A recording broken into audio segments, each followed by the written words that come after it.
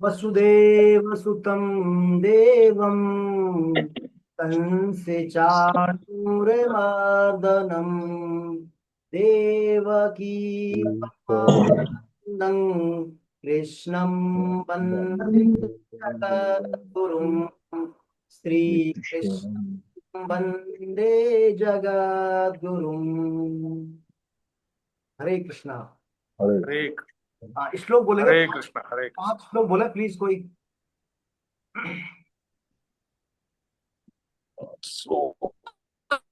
बोले शर्मा साहब, एनएम शर्मा साहब, आप बोले 5 श्लोक प्रार्थना वाले। बोलता हूँ, कुछ करता हूँ, साफ कर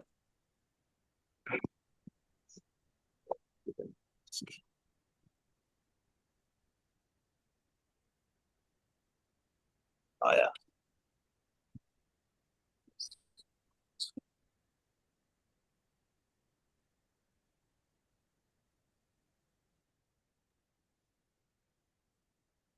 राधे राधे गुरुदेव।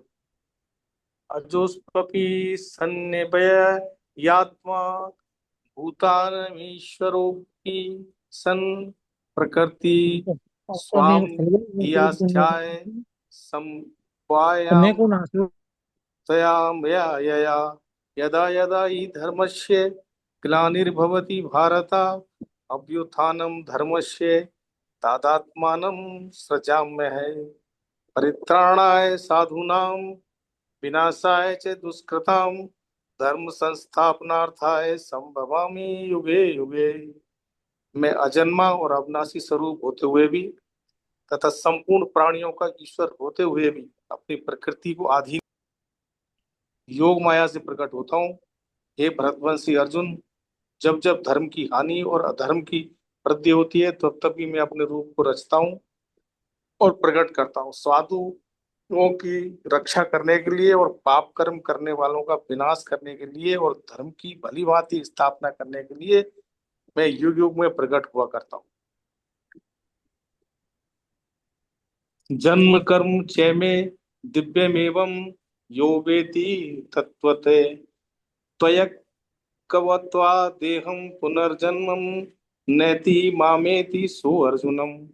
वीतराग भय क्रोधा मनमया मामुपाश्रिता बहवो ज्ञान तपसा पूता मद महापमगता ये तथा माँ। बहुत बढ़िया, बहुत बढ़िया सर। चलिए, हरे कृष्णा। खाली श्लोक बोलने के लिए था अपना, आप श्लोक श्लोक बोल दिया करें, है ना। चलिए। वसुदेव सुतं देवं कंसे चाणूरमर्दनं देवकी परमानन्दं कृष्णं वन्दे जगद्गुरुं श्रीकृष्णं वन्दे। वंदे जगत गुरु। प्रणाम सभी वैष्णव को।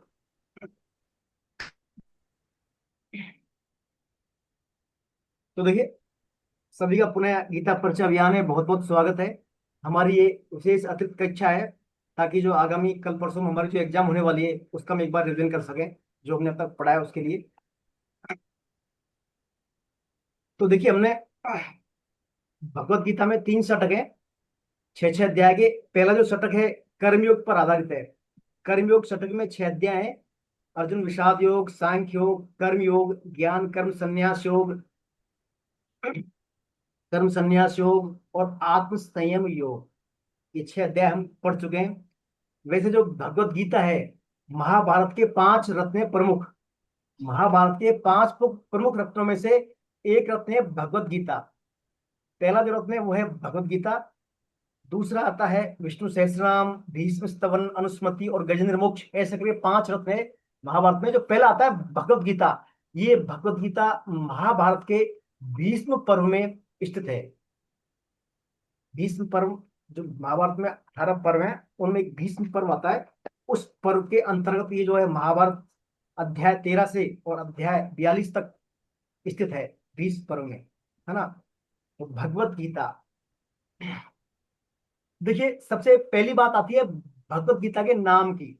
हम कई बार बोलते हैं भागवत गीता, है ना, भागवतम गीता। कोई भागवतम या भगवत सबको एक समझते हैं ना। तो पहला हमारा नाम पर हम क्लियर कर लें, इसका शुद्ध नाम है श्रीमद् भगवत गीता। भगवान के द्वारा बोला गया गीत श्रीमद् भगवत गीता। आप भागवतम या भागवत से कंफ्यूज ना होए। भगवत गीता भगवान के द्वारा बोला गया है, और भागवतम भगवान के लिए बोला गया है, भगवान के बारे में बोला गया है। भगवत गीता में 700 श्लोक हैं, और श्रीमद् भागवतम में 18,000 श्लोक हैं। भगवत गीता में 18 अध्याय हैं, और भागवतम में 335 335 अध्याय और 18,000 श्लोक हैं। श्रीमद् भगवत गीता भगवान श्री कृष्ण ने अर्जुन को कुरुक्षेत्र के अंतर्गत कुरुक्षेत्र में सुनाई। और श्रीमद् भागवतम जो कई बार जो है मुख्य रूप से हम जो पढ़ते हैं, अ, स्वामी सुखदेव गोस्वामी जी के द्वारा परीक्षित महाराज को सुनाई गई श्रीमद् भागवतम। ये हम सामान्य पढ़ते हैं, तो ये थोड़ा नाम के बारे में आप क्लियर रहे। इसका नाम है श्रीमद् भगवत गीता। दूसरा आता है, देखिए इसमें कई नाम हैं, भगवान के कई नाम, श्री कृष्ण वाच, है ना। कहीं नहीं आएगा श्री कृष्ण वाच, इसमें श्री भगवान वाच आएगा। श्री भगवान वाच दूसरे अध्याय में शुरू होता है। पहली बार देखिए, पहले अध्याय में तो भगवान को बोलने का मौका नहीं मिलता, अर्जुन अर्जुन बोलते हैं। भगवान का नंबर आता है दूसरे अध्याय में जाके। तो भगवान जो है दूसरे अध्याय में बोलते हैं शुरुआत, भगवान। तो वहां आता है भगवान उवाच, श्री भगवान उवाच। भग, भग यानी ऐश्वर्यवान। भग यानी जो 6 ऐश्वर्य हैं उनको धारण करने वाले होते हैं भगवान। 6 ऐश्वर्यों के अंतर्गत आते हैं, जैसे असीम लिमिटलेस धन हो उनके पास, लिमिटलेस शक्ति हो, लिमिटलेस यश, लिमिटलेस सौंदर्य, ज्ञान और वैराग्य त्याग। लिमिटलेस 6 ऐश्वर्य जिनके पास असीम है वही भगवान है। तो देखिए बार बार यहाँ श्री भगवान वाचिए और कोई नहीं है, इसका मतलब जो कृष्ण है वही सब भगवान है। ये बात क्लियर रखें आप। दूसरी बात, इसमें जो 700 श्लोक हैं, अभी देखिए हम बेसिक जानकारी ले रहे हैं, इसकी शुरुआत करेंगे। 700 श्लोक में सबसे ज्यादा बार 571 श्लोक भगवान कृष्ण ने बोले हैं अपने मुख से, श्रीमुख से। और 84 श्लोक अर्जुन ने बोले हैं, और 41 श्लोक संजय ने बोले हैं, और एक और मात्र एक श्लोक धृतराष्ट्र महाराज ने बोला है ना। 700 श्लोकों में से ये इसमें है। तो हमने प्रथम 6 अध्यायों का अध्ययन किया है अभी। आइए पहले अध्याय चलते हैं। पहला अध्याय था अर्जुन विषाद योग। देखिए महाभारत का युद्ध हो गया, अर्जुन और पांडव सभी युद्ध तैयारी करके आ गए मैदान में। अर्जुन काफी दिनों से लगा हुआ था युद्ध करने की तैयारी में, भगवान के पास निमंत्रण देने गया, अक्षौणी सेना वगैरह सब कुछ हो गया, मैदान में आ गई रथ लेकर। भगवान जो है अर्जुन कृष्ण भगवान को सारथी बनाकर आ जाते हैं मैदान में, और भगवान से कहते हैं भगवान इस रथ को दोनों सेनाओं के बीच में लीजिए, आप दोनों सेनाओं के बीच में लीजिए। तो भगवान कृष्ण क्या करते हैं, रथ को द्रोणाचार्य और पितामह के सामने खड़ा कर देते हैं।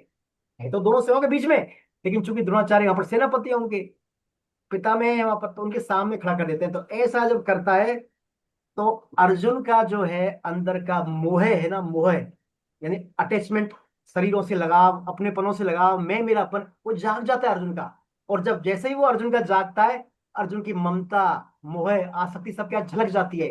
और जब वो झलक जाती है तो फिर क्या है,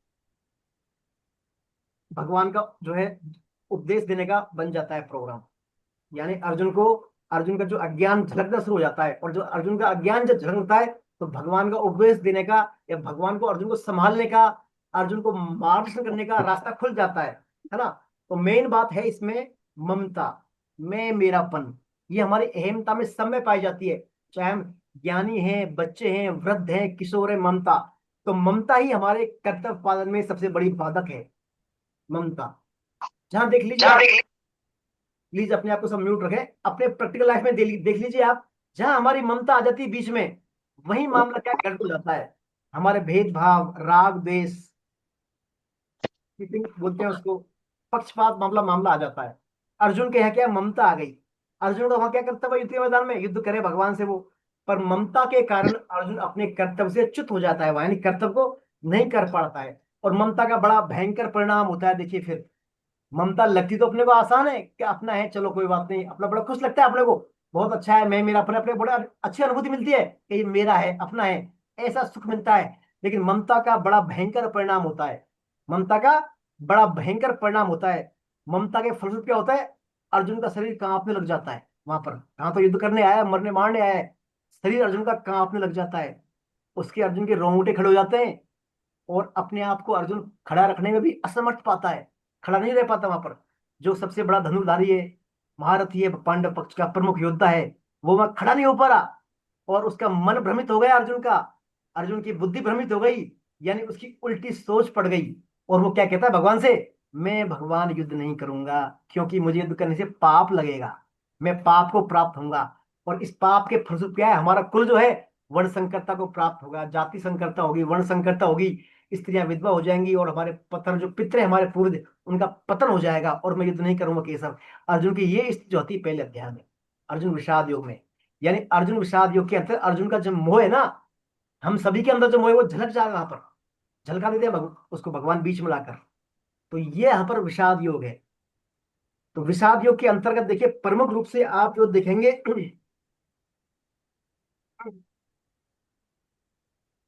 प्रमुख रूप से जो है, तो नामों के बारे में प्रश्न बढ़ता है यहाँ से, है ना, किसका नाम का अर्थ क्या है ना, नामों के अर्थ के बारे में थोड़ा देख लीजिएगा आप, भिन्न भिन्न नाम है इनके भगवान के बारे में, है ना, किसने कितने श्लोक बोले हैं, है ना।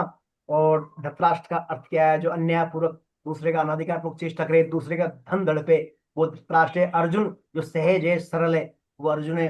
और साथ साथ में जो आपस में इनके सेनापति हैं, पांडवों के सेनापति हैं, कुरुओं के सेनापति हैं, वो आगाज करते हैं सबसे पहले युद्ध का, जो शंख बजाते हैं कौन, पितामह हैं, वो दुर्योधन को मोटिवेट करने के लिए, उत्साह वर्धन के लिए शंख बजाते हैं। कौन योद्धा कौन कौन सा शंख बजाता है, भगवान कृष्ण के शंख का नाम क्या है, अर्जुन के पांडव के शंखों के नाम क्या है, ये इसमें थोड़ा आप देख लीजिएगा। पांडवों की सेना कितनी थी, 7 अक्षौहिणी, कौरवों की थी 11 अक्षौहिणी, एक सेना में कितने होते हैं वो सूचना देख लीजिएगा आप इसमें पुस्तक में। और साथ ही साथ इसमें इसके अलावा जो है पितामह भीष्म के बारे में आएगा। पितामह जो भीष्म है, उनका अर्जुन से ज्यादा लगाव है, अर्जुन के प्रति, द्रोणाचार्य के भी अपने शिष्य के प्रति ज्यादा लगाव है, लेकिन वहां उस ज्यादा लगाव के कारण ही अर्जुन क्या है, मोहित होता है अपने गुरुजनों के प्रति, स्वजनों के प्रति, वहां पर अर्जुन को मोह आता है यहाँ पर। देखिए दोनों की दृष्टि समान है, अर्जुन की दृष्टि भगवान पर है वहां पर युद्ध में, भगवान पर, भगवान के मेरे साथ है, भगवान भगवान आप मेरा मार्गदर्शन कीजिए, रथ को बीच में लीजिए, मैं ये नहीं कर पा रहा बोल के ही प्रश्न पूछते हैं अर्जुन से। और उसके विपरीत जो दुर्योधन है, उसकी दृष्टि वैभव पर है, किस पर, वैभव पर है, राज्य प्राप्त करने, पांडवों का राज्य अनाधिकार को छीनना चाहता है वो दूसरे का। तो भगवान पर जिसकी दृष्टि होती है उसका हृदय बलवान होता है, क्योंकि भगवान का बल क्या है, सच्चा है। और जिसकी दृष्टि संसारिक वैभव पर होती है, यानी संसार नाशवान पदार्थों पर होती है, उसका हृदय कमजोर होता है, क्योंकि संसार का बल क्या है, कच्चा है। तो यहाँ पर दुर्योधन क्या डर जाता है, दुर्योधन क्या करता है, डर जाता है, डर जाता है, अपने आप को कमजोर मानता है, और इस प्रकार कमजोर मानने के बाद वो पितामह के पास आता है, द्रोणाचार्य के पास जाता है, ताकि कुछ वहां पर उनको मोटिवेट करे। पितामह को तो इसलिए डर कहता है, पहली बात पिता अर्जुन वो दुर्योधन जानता है कि पितामह चाहे तो युद्ध को एक दिन में खत्म कर दे इसको, पितामह चाहे तो। और दूसरा, पितामह की एक प्रतिज्ञा भी थी, भीष्म पितामह की, कि सामने कोई महिला आ जाएगी तो युद्ध में उठाएंगे। तो इसलिए दुर्योधन क्या करता है, अपने सेना से कहता है व्यंगपूर्वक, भाइयों आप तो युद्ध करो मत करो, लेकिन क्या करो, पितामह का चारों तरफ ध्यान रखिए आप। तो ऐसा बोलता है पितामह को, ताकि पितामह एकदम एक्साइट हो जाए, जोश में आ जाए, और धुआंधार काम कर दें, है ना। ऐसा यहाँ पर दुर्योधन जो है कूटनीति करता है, और इस प्रकार द्रोणाचार्य के पास जाता है वो।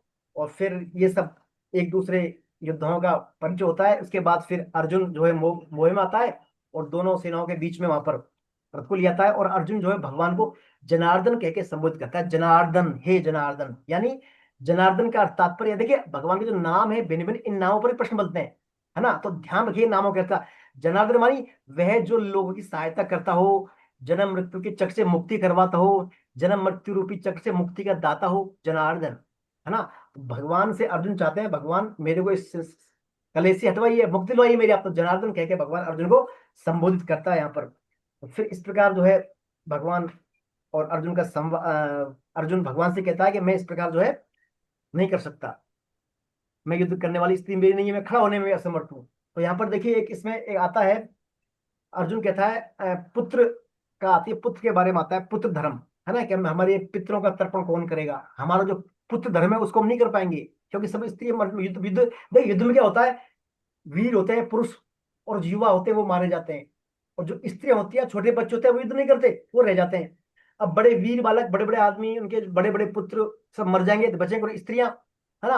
अब स्त्रियां क्या हो जाएगी, स्त्रियों को गाइड करने वाला कोई रहेगा नहीं, कोई मार्गदर्शन करने वाला, तो स्त्रियां फिर क्या है, वर्ण संकरता को प्राप्त हो जाती हैं। इससे फिर जो नई संतति आती है वो वर्ण संकर कहलाती है, यानी परस्पर एक दूसरे से वर्ण से उत्पन्न होने वाली संतति। और इस वर्ण संकर संतति से जो वर्ण संकर उत्पन्न होंगे, वो उनकी अपने पूर्वजों के प्रति, पितरों के प्रति श्रद्धा नहीं होती, उनके उससे फिर तर्पण श्राद्ध तर्पण आदि नहीं होते, तो इससे फिर क्या पतन हो जाता है उनका। तो यह पुत्र के धर्म के बारे में, पुत्र यानी जो पुत्र नामक नरक से पिता माता की रक्षा करे, पुत्र नामक नरक से माता पिता की रक्षा करे, यानी उनको श्राद्ध तर्पण करे पुत्र का, ये यहाँ पर पुत्र के बारे में भी है। तो ये जो है प्रथम अध्याय में अर्जुन विषाद योग में, ये आप इसमें देख सकते हैं। पहले अध्याय में कोई किसी का डाउट हो तो बोले आप, अपना अगला अध्याय चलते हैं अब। और चले आगे अपन।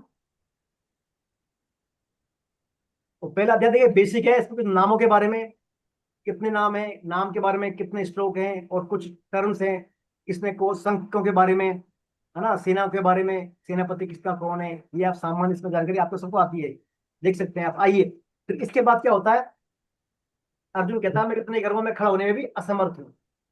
तो अब देखिए अर्जुन ने युद्ध की घोषणा से बहुत पहले, जो हुई थी घोषणा युद्ध की, उससे पहले अर्जुन युद्ध करने को लालायित था, कई महीनों से तैयार था।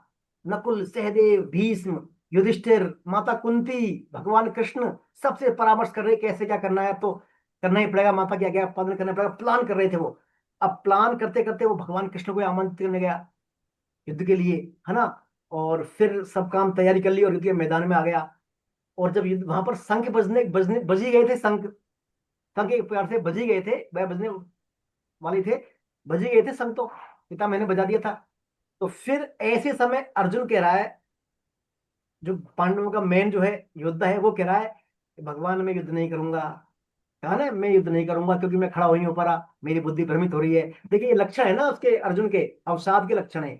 पहले अर्जुन स्ट्रेस में आता है, फिर अर्जुन टेंशन में आता है, फिर अर्जुन आता है डिप्रेशन में। तो अर्जुन का डिप्रेशन में आ गया था वहां पर लास्ट में, हाथ पैर कांप रहे हैं उसके, गला सूख रहा है, मुंह सूख रहा है, त्वचा जल रही है, खड़ा होने में असमर्थ है, हाथ से गांडीव गिर रहा है, ये लक्षण भी आप देख लीजिएगा। अवसाद के भी अक्सर पूछे जाते हैं। तो ऐसी जब अर्जुन की स्थिति हुई तो अर्जुन ने कह दिया भैया मैं युद्ध नहीं करूंगा प्रभु। तो फिर भगवान बोलते हैं दूसरे अध्याय में, कुतस्त्वा कस्मल विदम समय विषम विषम उपस्थितम, हे अर्जुन तुझे इस विषम अवसर पर ये कायरता तेरी में कहां से आ गई। अब तू ये विषम अवसर है, या तू कैसे कह सकता है युद्ध नहीं करूंगा मैं, युद्ध का शंख बज रहा है यहाँ पर, सब मरने मारने आ गया, अब तेरे को कौन जान देगा ऐसे बिना युद्ध किए, कैसी बात कर रहा है तू ये।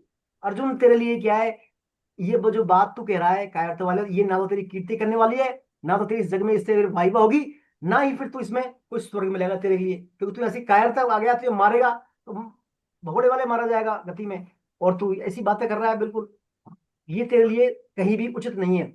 इसलिए अर्जुन तू, तेरे अंदर ये जो हृदय की तुच्छ दुर्बलता है, इसको त्याग दे और युद्ध के लिए खड़ा हो जा, ऐसा भगवान उसमें अर्जुन को जोश भरते हैं। तो अर्जुन को बात कुछ समझ में आती है कि भैया ये तो मैं तो युद्ध करना नहीं चाह रहा, ये कहना खड़ा हुआ युद्ध कर, अब पार नहीं पड़ने वाली। अब अपनी बात को ये भगवान तवज्जो नहीं दे रहे, तो अर्जुन तुरंत पलटी मारता है। फिर अर्जुन कहता है भगवान मैं तो कायर रूपी दोष से ग्रसित हूँ, धर्म के विषय में मोहित अंतःकरण वाला हूँ। अब मैं आपसे अनुरोध करता हूँ, जो मेरे कल्याण वाली बात हो वो मेरे लिए कहिए और मुझे सही मार्ग दिखाइए आप। यानी अर्जुन अब भगवान के शरणागति की ओर कदम बढ़ा रहा है कि भगवान मेरी तो मैंने पहले अध्याय में बोल लिया खूब, 40-42 श्लोक तक, अब आपने सिर्फ एक बात कही है उज्जा खड़ा हो जा, तो मेरी बातों को कोई मतलब नहीं है तर्कों का, मैंने बहुत सारे तर्क दुहाई दे लिया आपको। तो अर्जुन कह रहा है फिर अब आप मुझे सही मार्ग दिखाइए। क्योंकि वास्तव में देखा जाए अर्जुन जो है खास रूप से पितामह भीष्म के साथ और द्रोण के साथ युद्ध करने को तैयार नहीं था। जब अर्जुन ने ऐसा कह दिया कि मुझे आप सही मार्ग दिखाइए, तो फिर भगवान का अर्जुन को उपदेश देने का मार्ग खुल जाता है। फिर भगवान को अर्जुन को उपदेश देने का मार्ग खुल जाता है। तो भगवान फिर अर्जुन से 11वें श्लोक शुरू करते हैं, 11 से 29 तक भगवान देह और देही का कंसेप्ट समझाते हैं अर्जुन को कि अर्जुन तुम देह हो, देही देही हो, तुम देह नहीं, यानी तुम क्या है, शरीरी हो, शरीर नहीं, है ना। कहते हैं नाश तो शरीर का होता है अर्जुन, हमारा नाश नहीं होता, हम तो क्या अविनाशी हैं, हम शरीर नहीं आत्मा है, और आत्मा का नाश कभी होता नहीं, ये सदैव एक रूप रहता है। इसलिए तुम्हें पिता में भीष्म और द्रोणाचार्य और सगे संबंधियों के नाश की चिंता नहीं करनी चाहिए। अर्जुन को क्या था, अर्जुन को पाप का डर था, इनसे मार दूंगा ये पाप लगेगा। तो अर्जुन क्या चाहता है, पाप को न प्राप्त होने के लिए भगवान ये क्या करें, पाप को प्राप्त नहीं होगा यदि तू कर्तव्य पालन करेगा तो, यदि तू कर्तव्य मान के इस कर्म को करेगा तो पाप को प्राप्त नहीं होगा। और भगवान कह रहे हैं यहाँ पर जो कर्तव्यों का निर्धारण है वो अपने वर्णाश्रम के आधार पर होता है।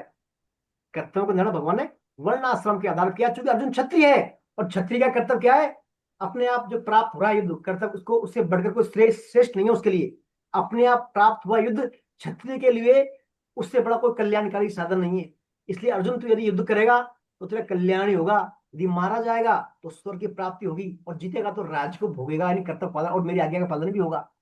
तो भगवान यहाँ पर कह रहे हैं, तो भगवान कह रहे हैं अर्जुन, तेरी जो युद्ध रूपी कर्तव्य कर्म कर रहा है, इस युद्ध रूपी कर्तव्य कर्म को करते हुए तेरी दृष्टि सिर्फ किस पर होनी चाहिए? अपने कर्तव्य पर होनी चाहिए। तुझे फल पर फोकस नहीं करना है, फल में समता रखनी है। फल में समता रखनी है। जो होगा, जो भगवान करेगा, सिर्फ कर्तव्य कर्म कर तेरा पूरी क्षमता से। ऐसा इस थीम से कर्तव्य कर्म करेगा तो तू पाप को प्राप्त नहीं होगा, पाप को प्राप्त नहीं होगा। ये जब बात अर्जुन को भगवान ने बोली, तो फिर भगवान ने अर्जुन को फिर इसके बाद कर्मयोग करने की विधि समझाते हैं कि अर्जुन, किस प्रकार हमें निष्काम कर्म करना चाहिए, यानी समता रखते हुए हमें कर्तव्य कर्म करना है निष्काम भाव से। इसके लिए हम क्या करना होगा? तो भगवान बोलते हैं इसके लिए पहली बात है, तुम्हारी बुद्धि स्थिर होनी चाहिए। स्थिर बुद्धि, जैसे आप में है ना स्थिर बुद्धि। उसके लिए परम स्थिर बुद्धि के लिए क्या करना होगा? परमात्मा प्राप्ति का दृढ़ निश्चय करना होगा, यानी एक निश्चय वाली बुद्धि हो। और यदि हमारे बुद्धि में बहुत सारे भोग, ऐश्वर्य, संग्रह, इनके प्रति आसक्ति है, तो फिर हमारा परमात्मा प्राप्ति का निश्चय नहीं हो सकता, कदापि नहीं हो सकता। तो भगवान कहते हैं अर्जुन, ये मनुष्य नहीं, हमारे पास मनुष्य नहीं, हमको कर्म करने का अधिकार मिला है। और प्राप्त हुए कर्तव्य कर्म का हमें सदुपयोग करना है, यानी प्राप्त हुए जो हमें कर्तव्य कर्म है इसका सदुपयोग करना है। इसका सदुपयोग क्या होगा? प्राप्त कर्तव्य कर्म का सदुपयोग क्या होगा? पहली, ये समझना है हमारे को कि इसका फल हमारे हाथ में नहीं है। दूसरा, हम इसको, इस स्वयं को या दूसरों को इसका फल का हेतु नहीं माने कि इसका जो फल मिलेगा मेरी वजह से मिलेगा, ये अपने हाथ में नहीं है। और फिर भगवान कहेंगे, तीसरा तरीका बताते हैं, आसक्ति को त्याग कर सिद्धि असिद्धि में सम होकर जो है कर्तव्य कर्म करें। ऐसा करने से हमारा कर्म क्या हो जाएगा? कर्मयोग बन जाएगा। परंतु भगवान कहते हैं जो अपने आप को फल का हेतु मानते हैं, जो अपने आप को फल का हेतु मान रहे हैं, वो क्या है? दीन है और कृपण है वो। इसलिए तीन बात क्या बोली अर्जुन ने? फल प्राप्ति में अपना हाथ नहीं है, फल का स्वयं हेतु ना बने, और आसक्ति का त्याग कर सिद्धि असिद्धि में सम होकर अपने कर्तव्य कर्म को करें। इस प्रकार कर्म करने से क्या होगा? हमें जो है कर्तव्य कर्म का पालन होगा और पाप कर्म को प्राप्त नहीं होंगे। ये सब बात जब अर्जुन ने कही, तो अर्जुन से भगवान ने लास्ट में कहा कि परंतु जो अपने आप को मानता है, इसका हेतु मानता है, वो क्या है? दीन है और कृपण है। दीन मानी दीन है वो, और कृपण है, ऐसा अपने आप को हेतु मानता है। तो फिर अर्जुन पूछता है, भगवान आपने कह दी स्थिर बुद्धि से करें, हम निश्चय बुद्धि से, एक निश्चय वाली बुद्धि हो, स्थिर बुद्धि हो तब करेंगे। लेकिन जो स्थिर बुद्धि वाला क्या मामला है? स्थिर बुद्धि मेरे में है नहीं, इसका मैं कैसे जस्टिफाई करूंगा, कैसे मैं डायग्नोज करूंगा? क्या लक्षण है मेरे स्थिर बुद्धि के? स्थिर बुद्धि वाला मनुष्य कैसे बोलता है, कैसे जो चलता है? तो भगवान कहते हैं स्थिर बुद्धि वाला मनुष्य समबुद्धि वाला होता है। क्या होता है? समबुद्धि वाला होता है। उसके भीतर कामना नहीं होती, और कामना के त्याग करना पड़ेगा उसके लिए। कामना के त्याग के लिए क्या करना है? भगवत परायण होना अति आवश्यक है। तो पहली बात संबुद्धि, कामना का त्याग और भगवत परायण। और तीसरा आता है वह स्थिर बुद्धि वाला राग, भय और क्रोध से सर्वथा रहित होता है। राग, भय, क्रोध से सर्वथा रहित, और अंतिम भगवान कहते हैं वो आसक्ति रहित भी होता है। तो स्थिर बुद्धि क्या लक्षण बताया भगवान ने? आसक्ति रहित होना, राग द्वेष रहित होना, और कामना रहित होना, भगवत परायण, और साथ में समबुद्धि युक्त होना। अब फिर अर्जुन पूछता है, ये बात ठीक है प्रभु, अब वो लेकिन कैसे आचरण करता है, वो कैसे बैठता है? तो भगवान कहते हैं वो कछुए के समान अपने पांचों अंगों को है ना समेट लेता है, ऐसे ही वो अपनी इंद्रियों को पांचों हिस्सों से हटा लेता है। उसकी इंद्रियां संयम में होती हैं, और जिसकी इंद्रियां संयम में है उसकी बुद्धि एक निश्चय वाली होती है। जिसकी इंद्रियां संयम में है उसी की बुद्धि एक निश्चय वाली होगी, और जिसकी एक निश्चय वाली बुद्धि होगी वो समतम होगा, और समतम होगा तो निष्काम कर्म योगी होगा वो, है ना। तो मेन बात है बुद्धि में एक निश्चय होना, बुद्धि में एक निश्चय होना। और बुद्धि में एक निश्चय का फिर कंडीशन क्या है?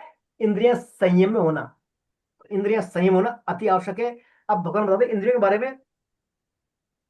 2.61 में श्लोक आता है, ध्यात विषयानुपन से, यानी जो व्यक्ति बार बार विषयों का चिंतन करता है, इंद्रियों से बार बार विषयों का चिंतन करता है, उनमें क्या होता है? विषयों के प्रति आसक्ति पैदा हो जाती है, और आसक्ति से फिर कामना पैदा होती है, कामना से ममता आती है, और ममता आती है, और फिर कामना में यदि को क्रोध आ जाए, कामना पूरी करने को बाधा पहुंचाए तो क्रोध आ जाता है, और क्रोध से क्या मूर्खता आती है, यानी विवेक हमारा काम नहीं करता। और मूर्खता से फिर हमारे स्मृति दोष आता है, यानी हमारा जो हम कौन क्या है वो भूल जाते हैं।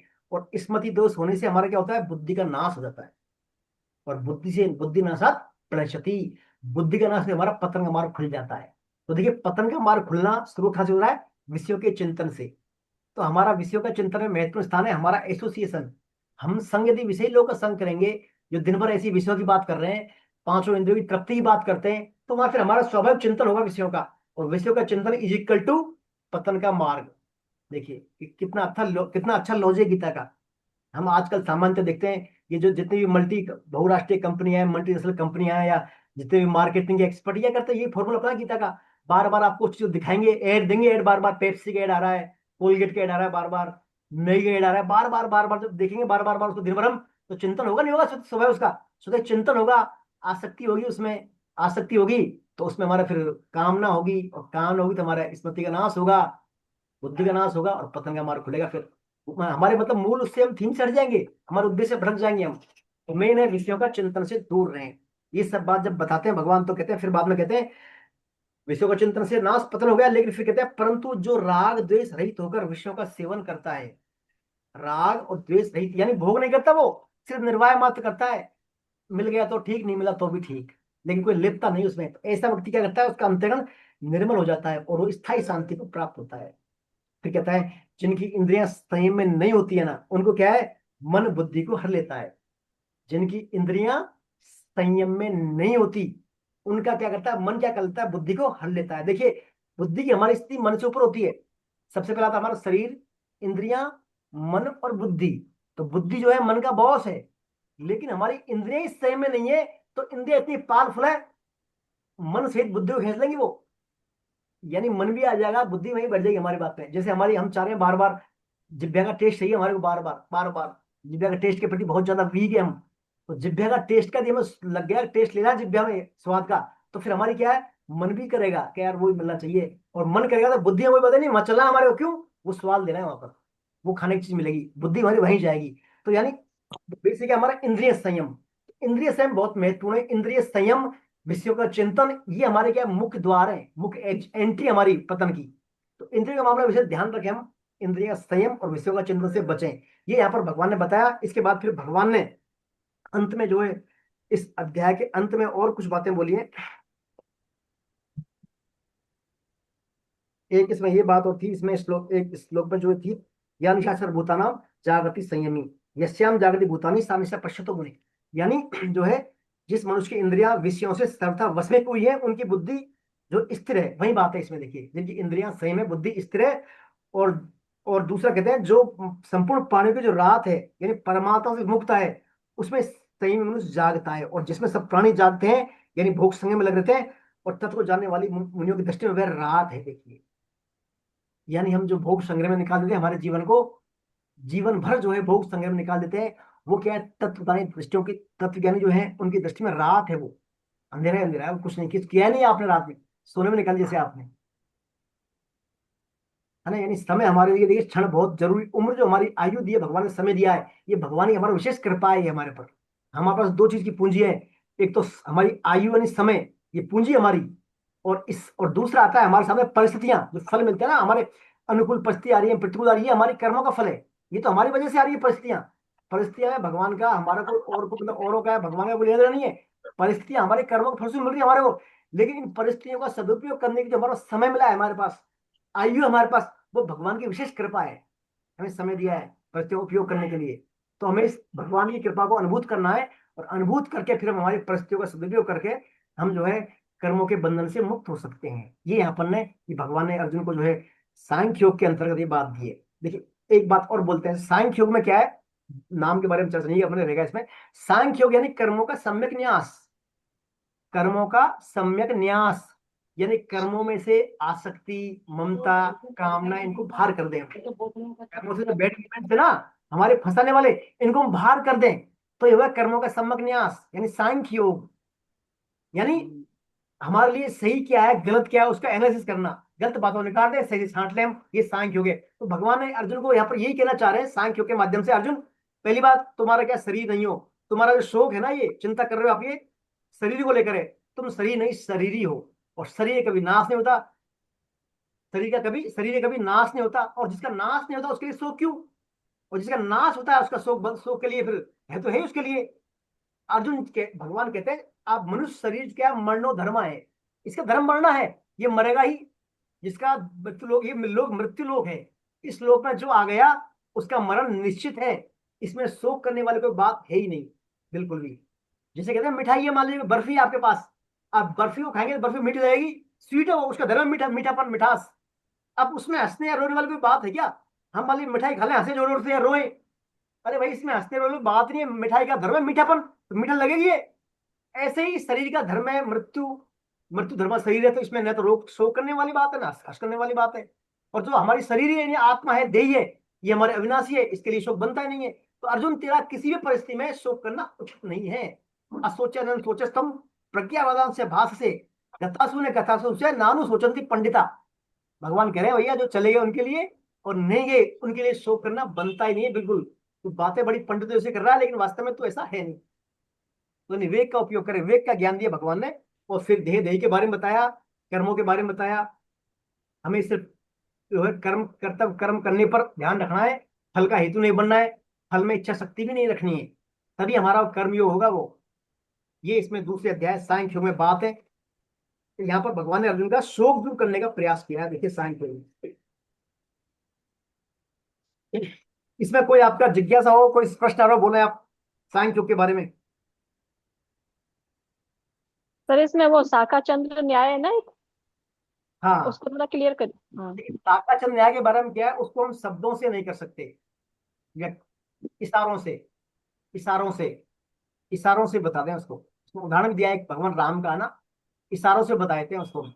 जिस बातों को शब्दों के द्वारा व्यक्त नहीं कर सकते, सिर्फ इशारों से, भाव से समझा देते हैं हम, उसको बोलते हैं शाखाचंद्र न्याय, है ना। इसमें पुस्तक में उदाहरण है, भगवान राम को एक पढ़िएगा आप, उसमें ना और क्लियर हो जाएगा आपको। बाकी शब्दों वाली बात, जैसे बार बार पूछे, हम किसी बात को बार बार पूछें, अब वो कुछ बोले नहीं, वो बोले ही नहीं, वो बार बार हमको समझ जाना चाहिए क्या कहना चाह रहे हैं। उदाहरण देखकर, है ना, दूसरे का देख के। उसमें शायद एक रामचंद्र भगवान का उदाहरण है, एक बार है ना, रामचरित मानस से उदाहरण दिया है, उसको पढ़ लेना आप। बाकी जिस न्याय को हम शब्दों के द्वारा व्यक्त नहीं कर सकते, वो शाखा चंद्र न्याय है, सिर्फ अच्छा, भावों से, भाव। ज्ञान पेन करता तुम तो कौन दे। जी, और किसी का कोई प्रश्न इस बारे में, दूसरे अध्याय में सांख्य में आगे चले हम।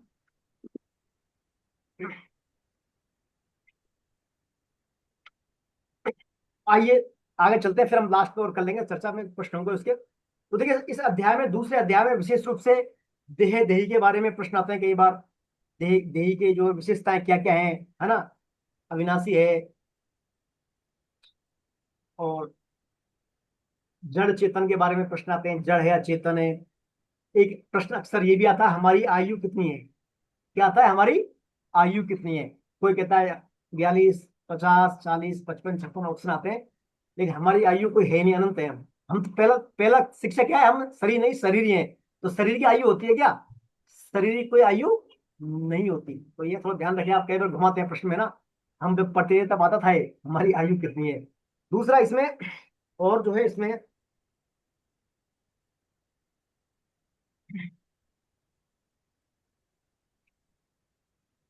तो एक स्थिर बुद्धि के बारे में काफी प्रश्न आते हैं, स्थिर बुद्धि के लक्षण क्या क्या है, स्थिर बुद्धि के लक्षण बारे में आते हैं। और साथ में एक निश्चय वाली बुद्धि यानी व्यवसायत्मिका बुद्धि के बारे में भी काफी प्रश्न बनते हैं इसमें।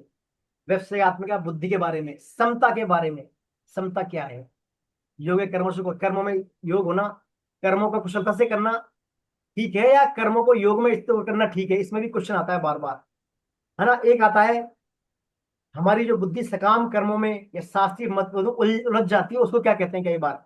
एक श्लोक है ना, श्रुति वाला, जिस काल में तेरी बुद्धि शास्त्रीय मतभेदों में उलझी हो। तो शास्त्रीय मतभेदों में हमें उलझना नहीं है, जो भगवान की वाणी है उसको एजिट मान लेना है। हम जो भी कर्म कर रहे हैं उसके हमारा भाव क्या है। देखिए, हमारा सबसे महत्वपूर्ण है, एक निश्चय वाली बुद्धि में पहले हमारा उद्देश्य हो भगवत प्राप्ति का। उद्देश्य हमारा भगवत प्राप्ति का होगा, तो हमारे अंदर भाव भी वैसे आ जाएंगे, और भाव आ जाएंगे हमारे अंदर, तो फिर हम एक्टिव वैसा ही करेंगे, और फिर सब काम हो जाएगा। तो बेसिक चीज है, हमारा उद्देश्य सबसे ऊपर है, सबसे ऊपर उद्देश्य होता है हमारा। उद्देश्य के नीचे बनता है हमारा भाव। भाव, फिर हम एक्टिंग जो कर्म क्रिया करते हैं वो क्रिया, और फिर बाद में और से आती है मैटर वगैरह, परिस्थितियां समय सब बाद में आती हैं। तो मुख्य हमारा उद्देश्य, उद्देश्य बड़ा महत्वपूर्ण है ना। उद्देश्य के बाद भाव आता है, और भाव क्रिया आती है, और फिर पदार्थ आदि आते हैं। फिर दूसरा आता है समता के बारे में। इसमें क्या प्रश्न आते हैं, समता के लक्षण क्या है।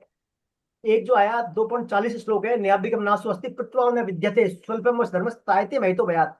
यानी क्या लक्षण है इसके। एक बार आपके जीवन में समता आ गई, जीवन में निष्कामता आ गई, तो उसके क्या क्या लक्षण है, क्या लक्षण पड़े ना।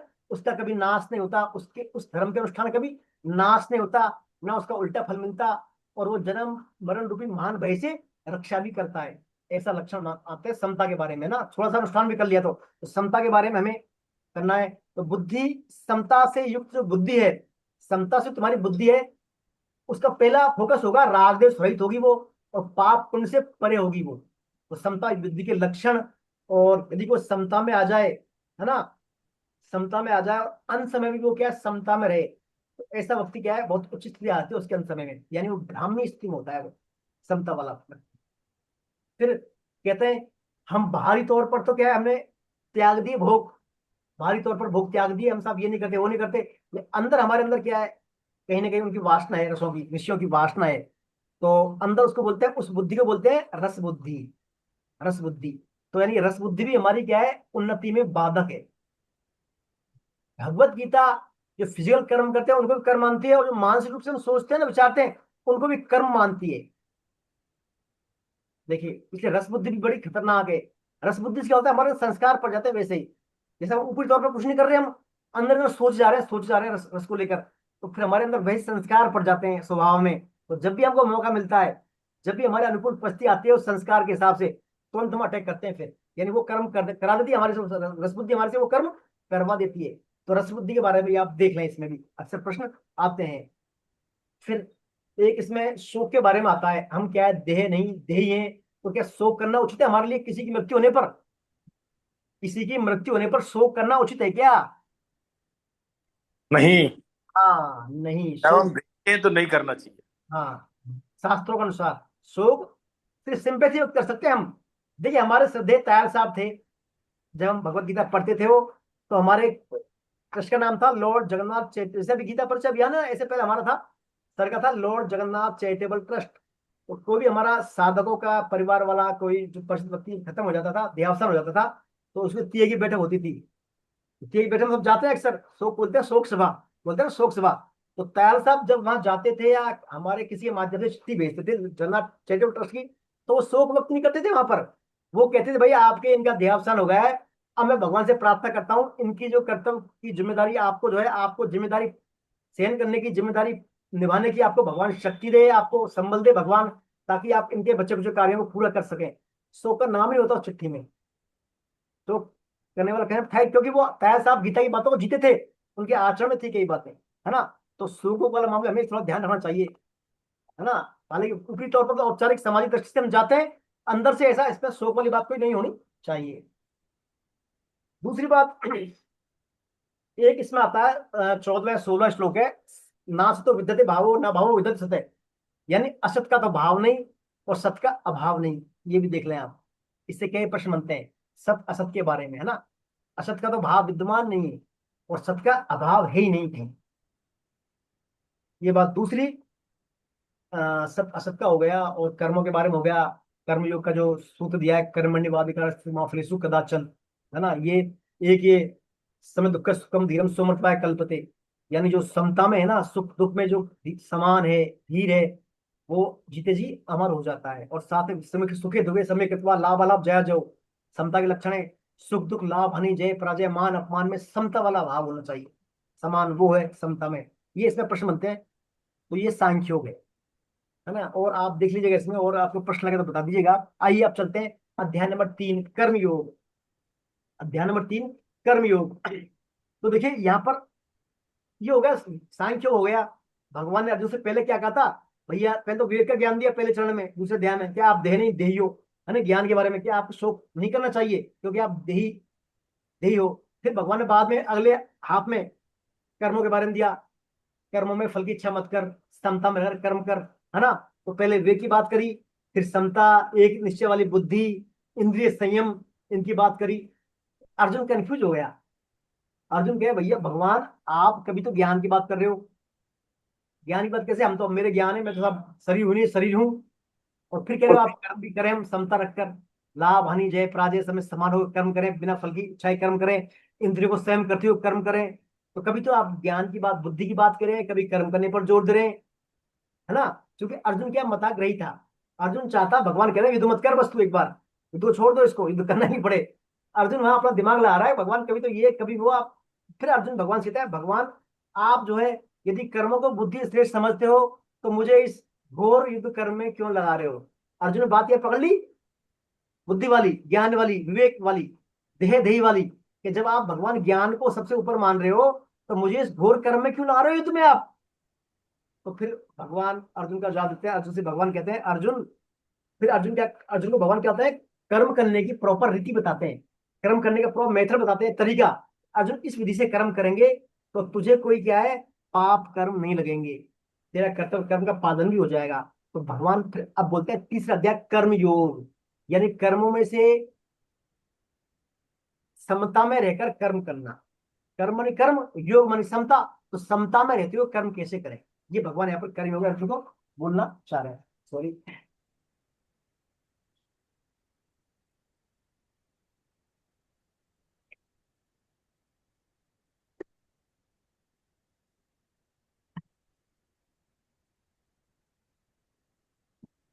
परीक्षा देखिए, यहाँ पर जो है भगवान शुरुआत करते हैं इसमें, भगवान कहते हैं मनुष्य जो है कर्मों को किए बिना, क्योंकि अर्जुन कर्म नहीं करना नहीं चाहता, अर्जुन युद्ध करना नहीं चाहता, तो भगवान कह रहे हैं मनुष्य कर्मों को किए बिना नहीं तो निष्कामता को प्राप्त हो सकता है, नई सिद्धि को प्राप्त हो सकता है, और न ही इसके बिना हमारे शरीर का निर्वाह हो सकता है। क्या कहते हैं भगवान, एक क्षण भी मनुष्य कर्म किए बिना नहीं रह सकता। देखिए, मनुष्य एक क्षण भी बिना कर्म के नहीं रह सकता। यानी अर्जुन जो कर्म करना नहीं चाह रहा था, उसके लिए कह रहे हैं एक क्षण भी कर्म किए बिना नहीं रह सकता, कर्म तो अर्षण करना ही पड़ेगा। क्योंकि मनुष्य जब अपने आप को प्रकृति से संबंध जोड़ लेता है, प्रकृति में स्थित होता है, यानी मैं शरीर हूं, मेरा शरीर ऐसा मान लेता है, तो प्रकृति के जो गुण है ना, प्रकृति के वो मनुष्य कर्म करवा ही देते हैं। इसमें अर्जुन तेरे को हट करने से कोई फायदा नहीं है। तेरे अंदर जो हट भरी है ना, मैं युद्ध रूपी कर्तव्य नहीं करूं, कर्म तो तेरे को करना ही पड़ेगा, क्योंकि तू प्रकृति में स्थित है, प्रकृति में स्थित है, इसलिए तेरा जन्म हुआ है, और प्रकृति ही तेरे से कर्म करवा लेगी। तेरी प्रकृति है छात्र प्रकृति, इसलिए कर्मों को नहीं करने की हट मत कर। फिर भगवान कहते हैं अर्जुन से, अर्जुन जो तू मानसिक चिंतन करता है ना मन में, दिमाग में, ये मानसिक चिंतन में यदि तू मान ले हठपूर्वक कर्मेंद्रियों को, तेरी कर्मेंद्रियों को कर्म करने से रोक ले हठपूर्वक, कि मैं तो कुछ भी नहीं करूंगा, तो ऐसा भी क्या है, ठीक नहीं है। यानी मन से विश्व का चिंतन तो कर रहा है, तो तेरे अंदर राज लेने की इच्छा है कि राज, तभी तो युद्ध युद्ध का तेरा प्लान किया है कि हम हमारा राज्य प्राप्त करें कौरवों से, तेरे अंदर राज लेने की इच्छा है, लेकिन तू यहाँ कह रहा है नहीं मैं युद्ध नहीं करूंगा। तो ये जो मानसिक चिंतन जो कर रहा है, ये भी क्या है, गलत है। जो हठपूर्वक कर्मेंद्रियों को कर्म करने से रोककर विश्व का चिंतन करता है, वह कौन है, से मिथ्याचार उच्चते 3.6, वो मिथ्याचारी है। इसलिए अर्जुन तुम मिथ्याचारी वाला काम मत कर। अंदर तेरे अंदर तो विषय राज प्राप्त करने की इच्छा है, तभी तो यहाँ है, और कह रहा है मैं युद्ध नहीं करूंगा, इससे कोई फायदा नहीं है, ऐसे आती मिथ्याचारी है। तो भगवान फिर अर्जुन को आगे देते हैं, अर्जुन तो युद्ध रूपी कर्तव्य कर्म कर, युद्ध रूपी कर्तव्य कर्म कर, ऐसा भगवान जो है अर्जुन से यहाँ पर बोल रहे हैं। अर्जुन कह रहे हैं भैया, अर्जुन से भगवान कह रहे हैं अर्जुन जो तेरे कर्तव्य कर्म है इनको यथार्थ कर, यानी यज्ञार्थार्थ कर्मों अत्र लोको एवं कर्म बंधने, जो भी कर्म कर रहा है उनको यज्ञ के लिए कर, यज्ञ नहीं, उनको कर्तव्य कर्म मान के कर। जो तेरी ड्यूटी है युद्ध करना, यहाँ पर युद्ध के मैदान में इसको तेरी ड्यूटी मानकर, कर्तव्य कर्म मानकर कर। इसकी अतिरिक्त तू करेगा, अतिरिक्त मनस राज्य प्राप्ति का भाव के करेगा, या अपने आप को विजय प्राप्त करने करेगा, और कोई फल पर फोकस करेगा, तो वो कर्म तेरे लिए बंधनकारी हो जाएंगे। यज्ञ अर्थात कर्मों, अन्यत्र अन्यत्र कर्म मत कर, सिर्फ यज्ञ के लिए कर्तव्य कर, यानी अपने कर्तव्य कर्म मानते हुए निष्कामता से कर्मों कर्म, ये जो है तेरे लिए ठीक रहेगा। फिर भगवान कहते हैं अतः मनुष्य को आसक्ति रहित होकर कर्तव्य कर्म करने चाहिए। देख, कर्म तो हम सभी करते हैं, कर्तव्य कर्म भी करते हैं, अब उनमें आसक्ति ना रखें, बस भाव बदल थोड़ा, तो आसक्ति रहित रहकर कर्तव्य कर्म करनी चाहिए। इससे हम क्या है, कल्याण को प्राप्त हो जाता है, उसका कल्याण हो जाता है निष्कामता से। और कर्तव्य कर्म हमेशा परमात्मा के लिए होते हैं। देखिए, आप और पढ़ेंगे आगे इसमें 13 चैप्टर में, जो भी कर्म करते हैं वो परमात्मा के, आपने पढ़ा था ना 5वें अध्याय में, भोक्ता विकर्ता सब लोग महेश्वरम, सभी यज्ञों के कर्मों का भोक्ता कौन है? भगवान। तो कर्तव्य कर्म परमात्मा के लिए होते हैं। अब देखिए फिर अर्जुन क्या आता है, कौन से कर्तव्य हैं कौन से अकर्तव्य में। तो भगवान कहते हैं अर्जुन तेरे को कर्तव्यों अकर्तव्यों को जानने के लिए शास्त्रों का सहारा लेना चाहिए। शास्त्रों का सहारा लेना चाहिए। जो शास्त्रों की बातें करनी शास्त्रों के हिसाब से करना चाहिए। तो फिर भगवान बताते हैं कर्तव्य पालन के लिए जो सामग्री है ना, ये कौन देता है हमें? देवता देते हैं। कर्तव्य पालन जो करेंगे हमारा यहाँ पर कर रहे हैं मृत्यु लोक में, उसके लिए हमें आवश्यक सामग्री कौन देते? देवता देते हैं। लेकिन जो कोई व्यक्ति उस सामग्री को बिना यज्ञ किए ही, यानी बिना दूसरों की सेवा में लगाए सम उपयोग करता है उस सामग्री को, वो कौन है? कौन है वो? पापायु। हाँ, पापायु। स्टेन से चोर। चोर है वो। देखिए, है ना? चोर चोर। वो चोर है। फिर और जो दूसरों की सेवा में लगाने के बाद उसका उपभोग करता है, वो मुक्त हो जाता है। उसको बोलते हैं अमृतासी, यज्ञ शेष का अनुभव करने वाला। जो यज्ञ शेष हो गया ना, वो यज्ञ में कर दिया, उसने दूसरा सेवा में ला दिया, तो बचा क्या? यज्ञ शेष। तो जो यज्ञ शेष का जो अनुभव करता है, यज्ञ शेष का उपयोग करता है, वो वास्तव में सही करता है। उसको बोलते हैं अमृतासी। अमृतासी का सेवन करता है, मुक्त हो जाता है पापों से वो। और जो बिना सेवा में करता है, वो क्या? पापों का भक्षण करता है। पाप ही पाप का भक्षण करता है। वो देखिए कितना अच्छा भगवान ने विधान बताया है। उमस होगी। यज्ञ है ना, हमारे यज्ञ है, कई यज्ञ करते हैं, हम आगे पढ़ेंगे अगले चौथे अध्याय में। 12 प्रकार के यज्ञ हैं। यज्ञ अवश्य करनी चाहिए हमें। जो हमारी सामर्थ्य है, क्षमता है, देश काल परिस्थिति और जो हमसे बन पड़े, अवश्य करने चाहिए।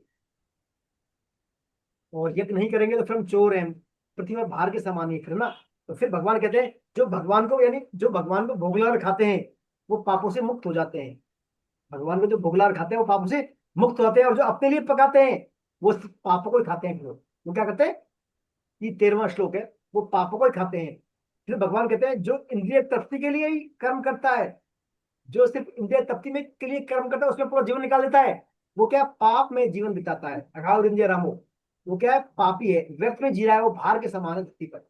जो अपने लिए लगा हुआ है, आपसी प्रवृत्ति है, वो सिर्फ अपने लिए लग रहा है वो, उसके लिए भगवान कहते हैं वो क्या है? व्यर्थ में ही जीता है।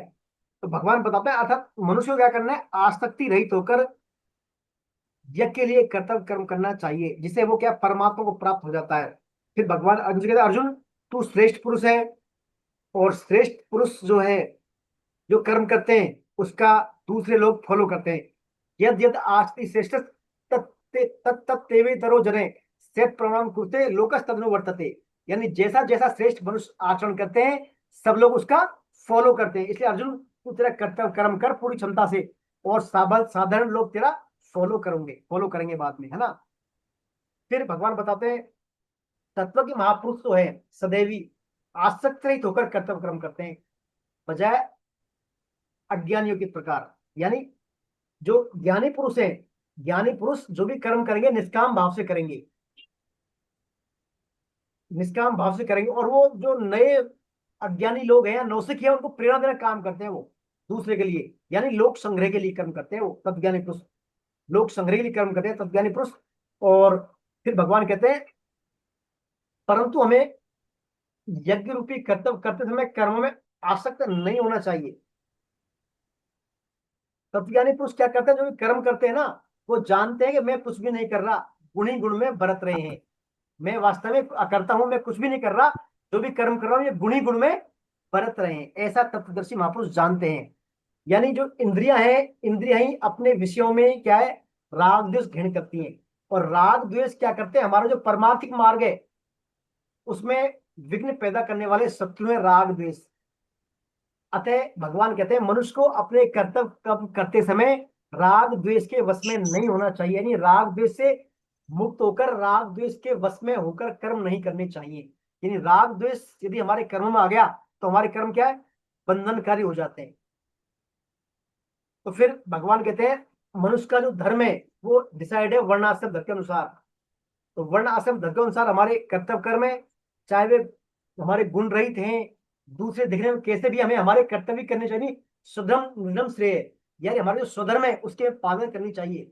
भले ही हमारा स्वधर्म दूसरों की तुलना में हमको नीचे लग रहा हो, अच्छा नहीं लग रहा हो, लेकिन हमें हमारे स्वधर्म की पालना करनी चाहिए। जो हमारे कर्म है, जो हमारे योग्यता के आधार पर वर्ण का के अनुसार, आश्रम के अनुसार जो हमारे कर्तव्य कर्म है उनका अवश्य पालन करना, स्वधर्म का पालन करना चाहिए। देखिए गीता, भगवत गीता स्वधर्म पालन पर विशेष जोर देती है।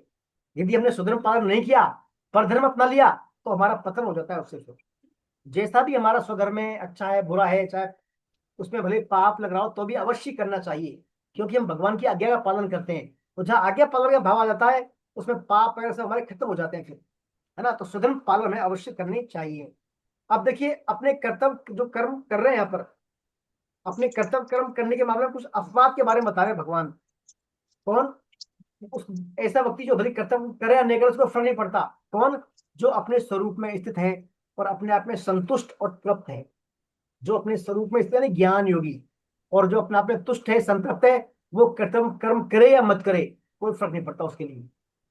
दूसरा, इसे कर्मयोग सिद्ध हो गया। आ गया। योगी है वो, कोई कर्मयोगी है, हमेशा निष्कामता का मार्ग के लिए कोई फर्क नहीं पड़ता वो अपने लिए कर्तव्य कर्म करे या ना करे, तो जो कर्मयोग उसका सिद्ध हो गया। ऐसे भगवान कहते हैं मैं स्वयं श्री कृष्ण भी सब कुछ हूँ, भगवान हूँ, लेकिन फिर भी मेरे कर्तव्य कर्म करता हूँ। क्यों करता हूँ? क्योंकि जैसे जैसे श्रेष्ठ लोग आचरण करते हैं, सामान्य लोग उसी का फॉलो करते हैं, तो इसलिए मैं मेरे कर्तव्य कर्म पूरी क्षमता से करता हूँ। तो ये भगवान यहाँ पर बता रहे हैं। फिर भगवान अर्जुन को जो है भक्ति मार्ग के माध्यम से कर्म करने की बता रहे हैं, शैली बता रहे हैं। ये तो ज्ञान या कि कर्मियों की हो गया, निष्कामता सभी। अब भगवान कह रहे हैं कि मनुष्य यदि अपने संपूर्ण कर्मों को मुझे अर्पित कर दे, मनुष्य सभी कर्मों को मुझे अर्पित कर दे, कामना रहित होकर, ममता रहित होकर और संताप रहित होकर, तीन बातें बोली भगवान ने, कामना रहित, ममता रहित और संताप रहित होकर, समता में स्थित होकर कर्तव्य कर्म करे, तो फिर वे कर्मों से नहीं बंधेगा। देखिए, कामना रहित होकर, ममता रहित और संताप रहित होकर, इसलिए अर्जुन उसे धर्ममय वृत्ति से काम कर्तव्य कर्म करना चाहिए, फिर वो बंधेगा नहीं। तो भगवान ने अर्जुन को कर्म करने की बहुत सारी शैली बता दी। समता में रहकर कर्म कर, आसक्ति रहित होकर कर, ममता रहित होकर कर, और संताप रहित होकर कर्म। ऐसा कर्म करने से अर्जुन तू बंधेगा नहीं। यानी तू कह रहा है ना बार पाप लगेगा, मेरे अपने मारे जाएंगे, योगा होगा, कुछ नहीं होगा। ममता रहित, संताप रहित और काम रहित होकर कर्तव्य कर्म कर, और सभी कर्मों को मेरे को अर्पित कर दे तू। सभी कर्मों को मेरे अर्पित कर दे तू, तुझे कुछ नहीं अभी लगेगा। इसमें संताप का मतलब क्या हुआ? संताप यानी पश्चाताप मत कर, बिना पश्चाताप के कि काश मैं कर लेता तो आज मैं यहाँ होता, यदि मैं उस समय ऐसा ऐसा मेरे लिए कर लेता तो आज मैं यहाँ होता। ऐसा संताप नहीं होना चाहिए। बस कर दिया, भगवान के लिए कर दिया, है ना, बिना उसके संताप। तो ऐसा करने से क्या है, मनुष्य कर्मों से नहीं बनता। अब ये सब बात जब भगवान अर्जुन को बता रहे हैं, अर्जुन तो समझ गया कि भाई बहुत बातें हैं। तो फिर अर्जुन भगवान से कहता है, भगवान ये मनुष्य जो है, ये सब बातें आपने बता दी, तो मनुष्य क्या है, ने चाहते हुए भी पाप कर्म क्यों करता है? फिर ये आपने कह दिया पाप को नहीं लगेगा, मेरे को कर्म अर्पित कर देंगे, समता रहित मंत्र करेंगे, तो फिर भी मनुष्य को पाप कर्म क्यों कर बैठता है जानते हुए भी? तो भगवान कहते हैं कि मनुष्य क्या है, रजोगुणी है। रजोगुण से उत्पन्न मनुष्य में जो काम है, यही उसका कारण है कामना का। तो रजोगुण, रजोगुण क्या करता है, यानी डिजायर, इच्छाएं, तृष्णा और आसक्ति पैदा करती है। तो अतः राग के कारण उत्पन्न काम ही कारण वो क्या है, क्रोध में पड़ जाता है। और ये है काम जो है, कामना महापापी है, और मनुष्य का नित्य शत्रु है कामना।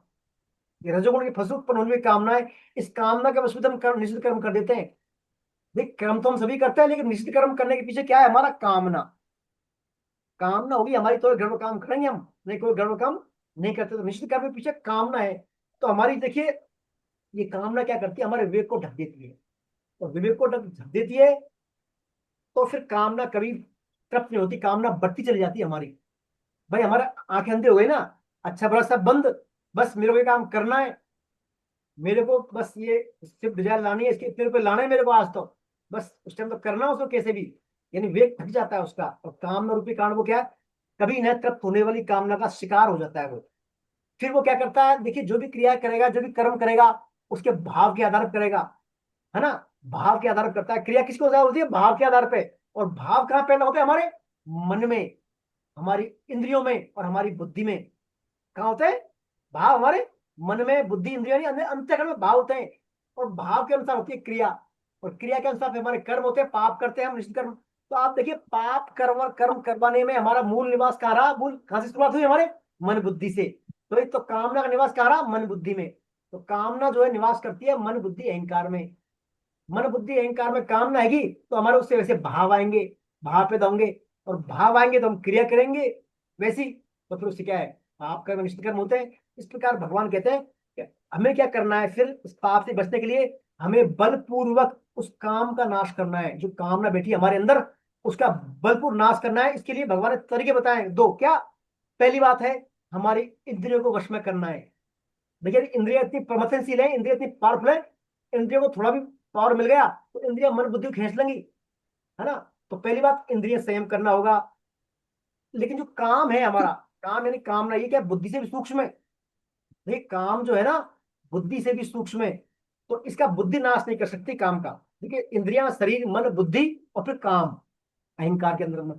तो काम का नाश बुद्धि नहीं कर सकती, परंतु बुद्धि के द्वारा इस काम को जाना जा सकता है। काम को हम बुद्धि के द्वारा जान सकते हैं। तो फिर क्या करना होगा? बुद्धि से जानकर स्वयं ही, स्वयं के द्वारा काम का नाश कर सकते हैं। यानी हमारी अहमता जो है ना, अहमता, अहमता में बैठी है हमारी कामना। इस कामना को, हमारी अहमता को बदल के हम खत्म कर सकते हैं। हम बुद्धि में जोर डालें, बुद्धि से हमारी ये नहीं हो सकती। बुद्धि से हम पहचान सकते हैं, आइडेंटिफाई करते हैं, यार मेरे अंदर ये बात है, कामना है। लेकिन हमारी अहमता ही बदलनी होगी हमारे को, तब जाकर हमारी कामना खत्म हो सकती है। तो कामना के बारे में दो बात निकल के आती है इस पूरे अपनी चर्चा से। पहली, एक स्वयं हम क्या है, बहुत अधिक बलशाली है। स्वयं यानी हमारा जो अहमता है पावरफुल है, और स्वयं में कामना का सर्वथा अभाव है हमारे अंदर। यानी हमारा जो स्वयं है, हम अपने आप, हमारा जो मूल स्वरूप है पावरफुल है, और हमारा जो कामना कोई है नहीं। कामना कहाँ से आती है हमारे अंदर? हमने मन बुद्धि अहंकार बातें पाल ली कुछ। तो हम क्या करना है? स्वयं के द्वारा कामना का नाश करने का क्या मतलब है? कि हम पहचान करें, स्वीकार करें कि ये मेरे अंदर बात है, और फिर ये मेरा मूल स्वरूप है ही नहीं। ऐसा पहचान करके हम कामना से पार पा सकते हैं। यानी इस कामना रूपी वेरी पर हमारे शत्रु पर विजय पा सकते हैं, स्वयं के द्वारा हमारी अहमता को बदलकर, बुद्धि के द्वारा जानकर, अहमता को बदलकर इस काम रूप शत्रु पर विजय पा सकते हैं। और जब काम रूप शत्रु नहीं होगा तो स्वतः फिर हमारे कर्म क्या है? निश्चित कर्म नहीं होंगे फिर, है ना। ये भगवान यहाँ पर कामना पर बात को लिया है कर्मयोग में। अपन कर्मयोग के प्रश्न एक साथ कर लेंगे, कर्मयोग में और आगे चलते हैं। इसी कर्मयोग के प्रकरण में दो और है इसमें, कर्मयोग के प्रकरण। इसके बाद फिर जो है, भगवान ने जब ये कहा अर्जुन से, करने चाहते हुए भी पाप कर्म करता है, तो भगवान ने कहा कि रजोगुण के कारण कामनाएं, तो कामना मन बुद्धि अहंकार निवास करती है, ऐसा आता है। तो भगवान क्या करते हैं? ये जो बात अर्जुन बोल रहे हैं कर्मयोग के बारे में, बात कर्मयोग की चल रही है ना। भगवान ने अर्जुन को कर्मयोग बता दिया है। कर्मों में आसक्ति, ममता, संताप कर्म कर तो पाप को प्राप्त नहीं होगा। भगवान से पूछा अर्जुन ने, पाप क्यों करता है? कामना के कारण। तो भगवान ने कामना का तरीका बता दिया, अपने द्वारा इसको मार, वेरी को अपने आप के बुद्धि के द्वारा जानकर अपने आप में इसको पहचान के मार इसको। तो भगवान ने फिर क्या, कर्मयोग को और गहराई से बताया अर्जुन को कि अर्जुन, तेरे अंदर कामना तो बाद में आई है, ये कामना तुम्हारी एक्वायर है, मूल स्वरूप हमारे काम नहीं नहीं। लेकिन जो कर्मयोग है, ये अविनाशी कर्मयोग तो पहले से ही था। यानी जो मैं कर्मयोग की तेरे लिए बात कर रहा हूँ अर्जुन, ये कर्मयोग नया नहीं है कोई, ये बहुत पहले से ही था कर्मयोग। ये मैंने बहुत पहले सूर्य को कहा था, बहुत पहले सृष्टि के आरंभ में। और सूर्य ने किसको कहा था? मनु को कहा था। और मनु ने अपने पुत्र किसको कहा? इक्ष्वाकु को कहा था। तब से ज्ञान चला रहा है कर्मयोग का, ये आदि है, अविनाशी है कर्मयोग है ना। कर्मयोग क्या? अविनाशी है। और कामनाएं तो अंत कामनाएं नाशवान है, आती जाती है। लेकिन कर्मयोग अविनाशी है। इसलिए अर्जुन, परंतु क्या हुआ, बहुत समय कालांतर में, बहुत समय बीत जाने पर क्या हुआ, ये कर्मयोग का जो अविनाशी योग है कर्मयोग, ये लुप्त प्राय हो गया। यानी है तो है, लेकिन ये दिख नहीं रहा, हमारे आवास में नहीं आ रहा। अब ये चूंकि आवासित नहीं हो रहा, इसलिए तू मेरा सखा है, मित्र है, इसलिए मैं तुझसे पुनः कह रहा हूँ कर्मयोग को। इसको भक्तों से सखा में चेती रह दुत्वम। अर्जुन, मैं तुझसे इसको दोबारा कह रहा हूँ कर्मयोग को, है ना। तो कामना को तो मार, और फिर कर्मयोग को दोबारा सुन। तो भगवान ने बताते हैं अर्जुन को यहाँ कि मैं तुझे दोबारा कह रहा हूँ। फिर अर्जुन समझता है कि भगवान आप कह रहे हैं सृष्टि के आरंभ में आपने सूर्य से कहा, लेकिन आप तो अभी हैं, मैं भी अभी हूँ। सूर्य तो पहले से ही है, सूर्य तो सृष्टि के आरंभ से सूर्य है। आपने सूर्य को ज्ञान कैसे दे दिया फिर? मुझे डाउट है। तो भगवान फिर अर्जुन से कहते हैं, अर्जुन तेरे मेरे बहुत सारे जन्म हो चुके हैं, तेरे बहुत सारे जन्म हो गए, अनंत जन्म हो गए, मेरे बहुत सारे अवतार हो गए। इनको मैं तो जानता, लेकिन तू नहीं जानता। इनको तू नहीं जानता। मैं तो अजन्मा हूँ, अविनाशी हूँ, और मैं मेरी प्रकृति को अधीन करके अपनी योग माया से अपने आप को प्रकट करता हूँ, मैं अवतार लेता हूँ यहाँ पर, है ना, प्रकृति को अधीन करके। और जब जब पृथ्वी पर धर्म की हानि होती है, अधर्म का बोलाबाला होता है, तब तक मैं स्वयं को प्रकट करता हूँ। और तो और अर्जुन, मैं दुष्टों को विनाश करने के लिए, साधुओं की या मेरे डिवोटी की रक्षा करने के लिए, धर्म की भलीभांति स्थापना करने के लिए मैं युग युग में प्रकट होता हूँ अर्जुन। क्योंकि मेरे जन्म और कर्म दिव्य हैं। करते हैं प्रार्थना, मेरे जन्म कर्म दोनों दिव्य हैं, लेकिन इन मेरे जन्म कर्मों की जो दिव्यता कोई तब से भी जान लेगा तो वो क्या है, उसको पुनर्जन्म प्राप्त नहीं होता, यानी बार बार उसका आना जाना खत्म हो जाता है। और भगवान को जो भक्त है, मैं मेरे भक्तों को उनकी भावना के अनुसार शरण लेता हूँ। ये था माम प्रपद्यन्ते तांस तथैव भजाम्यहम्। जो मेरा भक्त जिस भाव से होता है उसी भाव की मैं उसको शरण देता हूँ। ये भगवान ने शुरुआत में बोला ज्ञान कर्म संन्यास योग में। भगवान ने अपनी अनादिता, अपनी शाश्वतता, अपना अविनाशी पर ये अर्जुन को बताया है ना, कि मैं मेरी प्रकृति को अधीन करके होता हूँ। और अर्जुन तुझे नहीं पता है, तू तो प्रकृति के अधीन है, प्रकृति का अधीन होकर, प्रकृति को वशीभूत होकर जन्म ले रहा है, लेकिन मैं प्रकृति को अधीन करके अपनी योग माया के द्वारा प्रकट होता हूँ। ऐसा भगवान ने अपनी अनादिता सिद्ध कर रहे हैं यहाँ पर। फिर भगवान ये बात जब कही कि मेरे जन्म कर्म दिव्य हैं, जो इनको जान लेता है तब से, तब से जान ले मतलब सब कुछ भगवान ही है, भगवान के अलावा कुछ है ही नहीं, है ना। तब से जान लेता है वो, उसका दोबारा पुनर्जन्म नहीं होता। तो फिर भगवान जो है, भगवान से अर्जुन जो है जिज्ञासा करता है कि फिर ऐसी बात है भगवान, तो सभी आपकी शरण में क्यों नहीं आते, फिर सभी लोग आपकी शरण में क्यों नहीं आते, आपको तब से क्यों नहीं जान लेते, ताकि सबका ये चक्कर 84 चक्कर जन्म मरण का चक्कर खत्म हो जाए। तो भगवान कहते हैं क्योंकि मनुष्य क्या करता है, जिसे जिन भोगों की कामना रखता है और उनकी पूर्ति वो भगवान के बजाय किसके पास जाता है पूर्ति के लिए, वो देवताओं की शरण में जाता है। क्योंकि इस मनुष्य लोक में देवताओं के द्वारा नाशवान पदार्थों की पूर्ति शीघ्रता से हो जाती है, कामनाओं की पूर्ति शीघ्रता से होती है, विशेष सुखों की, क्योंकि लोग विशेष सुख चाहते हैं भोगी पुरुष, इसलिए उनकी शरण में जाते हैं। यद्यपि भगवान कह रहे हैं, यद्यपि मैं चारों वर्णों की रचना मैं करता हूँ, परंतु मुझे उस रचना रूपी कर्म फल में कोई इच्छा नहीं है, इसलिए मैं न कर्मों में बंधता हूँ। इसलिए मनुष्य को भी क्या है, बिना मेरे तरह ही बिना फल की इच्छा के कर्म करने चाहिए। बिना फल की इच्छा के, यदि बिना फल की इच्छा के कर्म करेगा तो मनुष्य कर्मों से नहीं बंधेगा। तो भगवान यहाँ पर वही कर्मों की बात अर्जुन को बता रहे हैं। फिर कहते हैं मनुष्य को सभी प्रकार के कर्मों के तत्व को जानना चाहिए, कर्मों के तत्व को। तो भगवान कहते हैं अर्जुन तुझे कर्म, अकर्म और विकर्म के तत्व को जानना चाहिए। 3 प्रकार के कर्म है, कर्म, अकर्म और विकर्म। क्योंकि विद्वान पुरुष भी गहना कर्मणो गति, यानी विद्वान पुरुष भी कर्मों की गति को नहीं समझ पाते। इसलिए मैं तुझे अच्छी तरह समझा रहा हूँ, इनको समझना कठिन है। कर्मों की गति, कर्मों की गति बड़ी गहन है। देखिए पितामह भीष्म जो थे वो भी कर्मों की गति को नहीं समझ पाए थे, उनको नहीं पता कि ये स्थिति क्यों आ गई मेरी, कर्मों की गति बड़ी गहन है। ये सब बात बताते हुए भगवान बताते हैं कर्म अकर्म विकर्म के बारे में। कर्म सामान्य होते हैं, अकर्म निषिद्ध कर्म होते हैं, और विकर्म निषिद्ध कर्म होते हैं, और अकर्म बिना फल इच्छा के, बिना कर्तव्य अभिमान के निष्काम जो कर्म होते हैं वो अकर्म होते हैं। वस्तुतः अकर्म ही हमारे साथ जाते हैं नेक्स्ट वक्त में, अकर्म, है ना। तो ये सब बात बताते हुए भगवान फिर विधि बताते हैं, अकर्म करने की विधि क्या हो अर्जुन। तो भगवान कहते हैं समस्त कामनाओं से रहित होकर विवेक पूर्वक संपूर्ण कर्मों को करना चाहिए। ये सर्वे समारंभा काम संकल्प वर्जिता। कर्मों का संबंध शरीर और संसार के साथ है, हमारे स्वरूप के साथ नहीं। कर्मों का संबंध, कर्मों का संबंध किसके साथ है, शरीर और संसार के साथ। इसलिए कर्म और कर्म फल में आसक्ति ना रखें। ऐसे कर्मयोगी के शरीर, ऐसे कर्मयोगी के शरीर और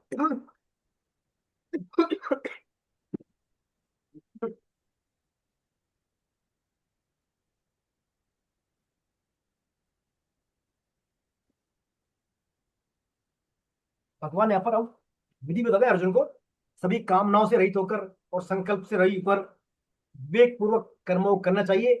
क्योंकि कर्मों का जो संबंध हमारे शरीर और संसार के साथ है, हमारे स्वरूप के साथ नहीं।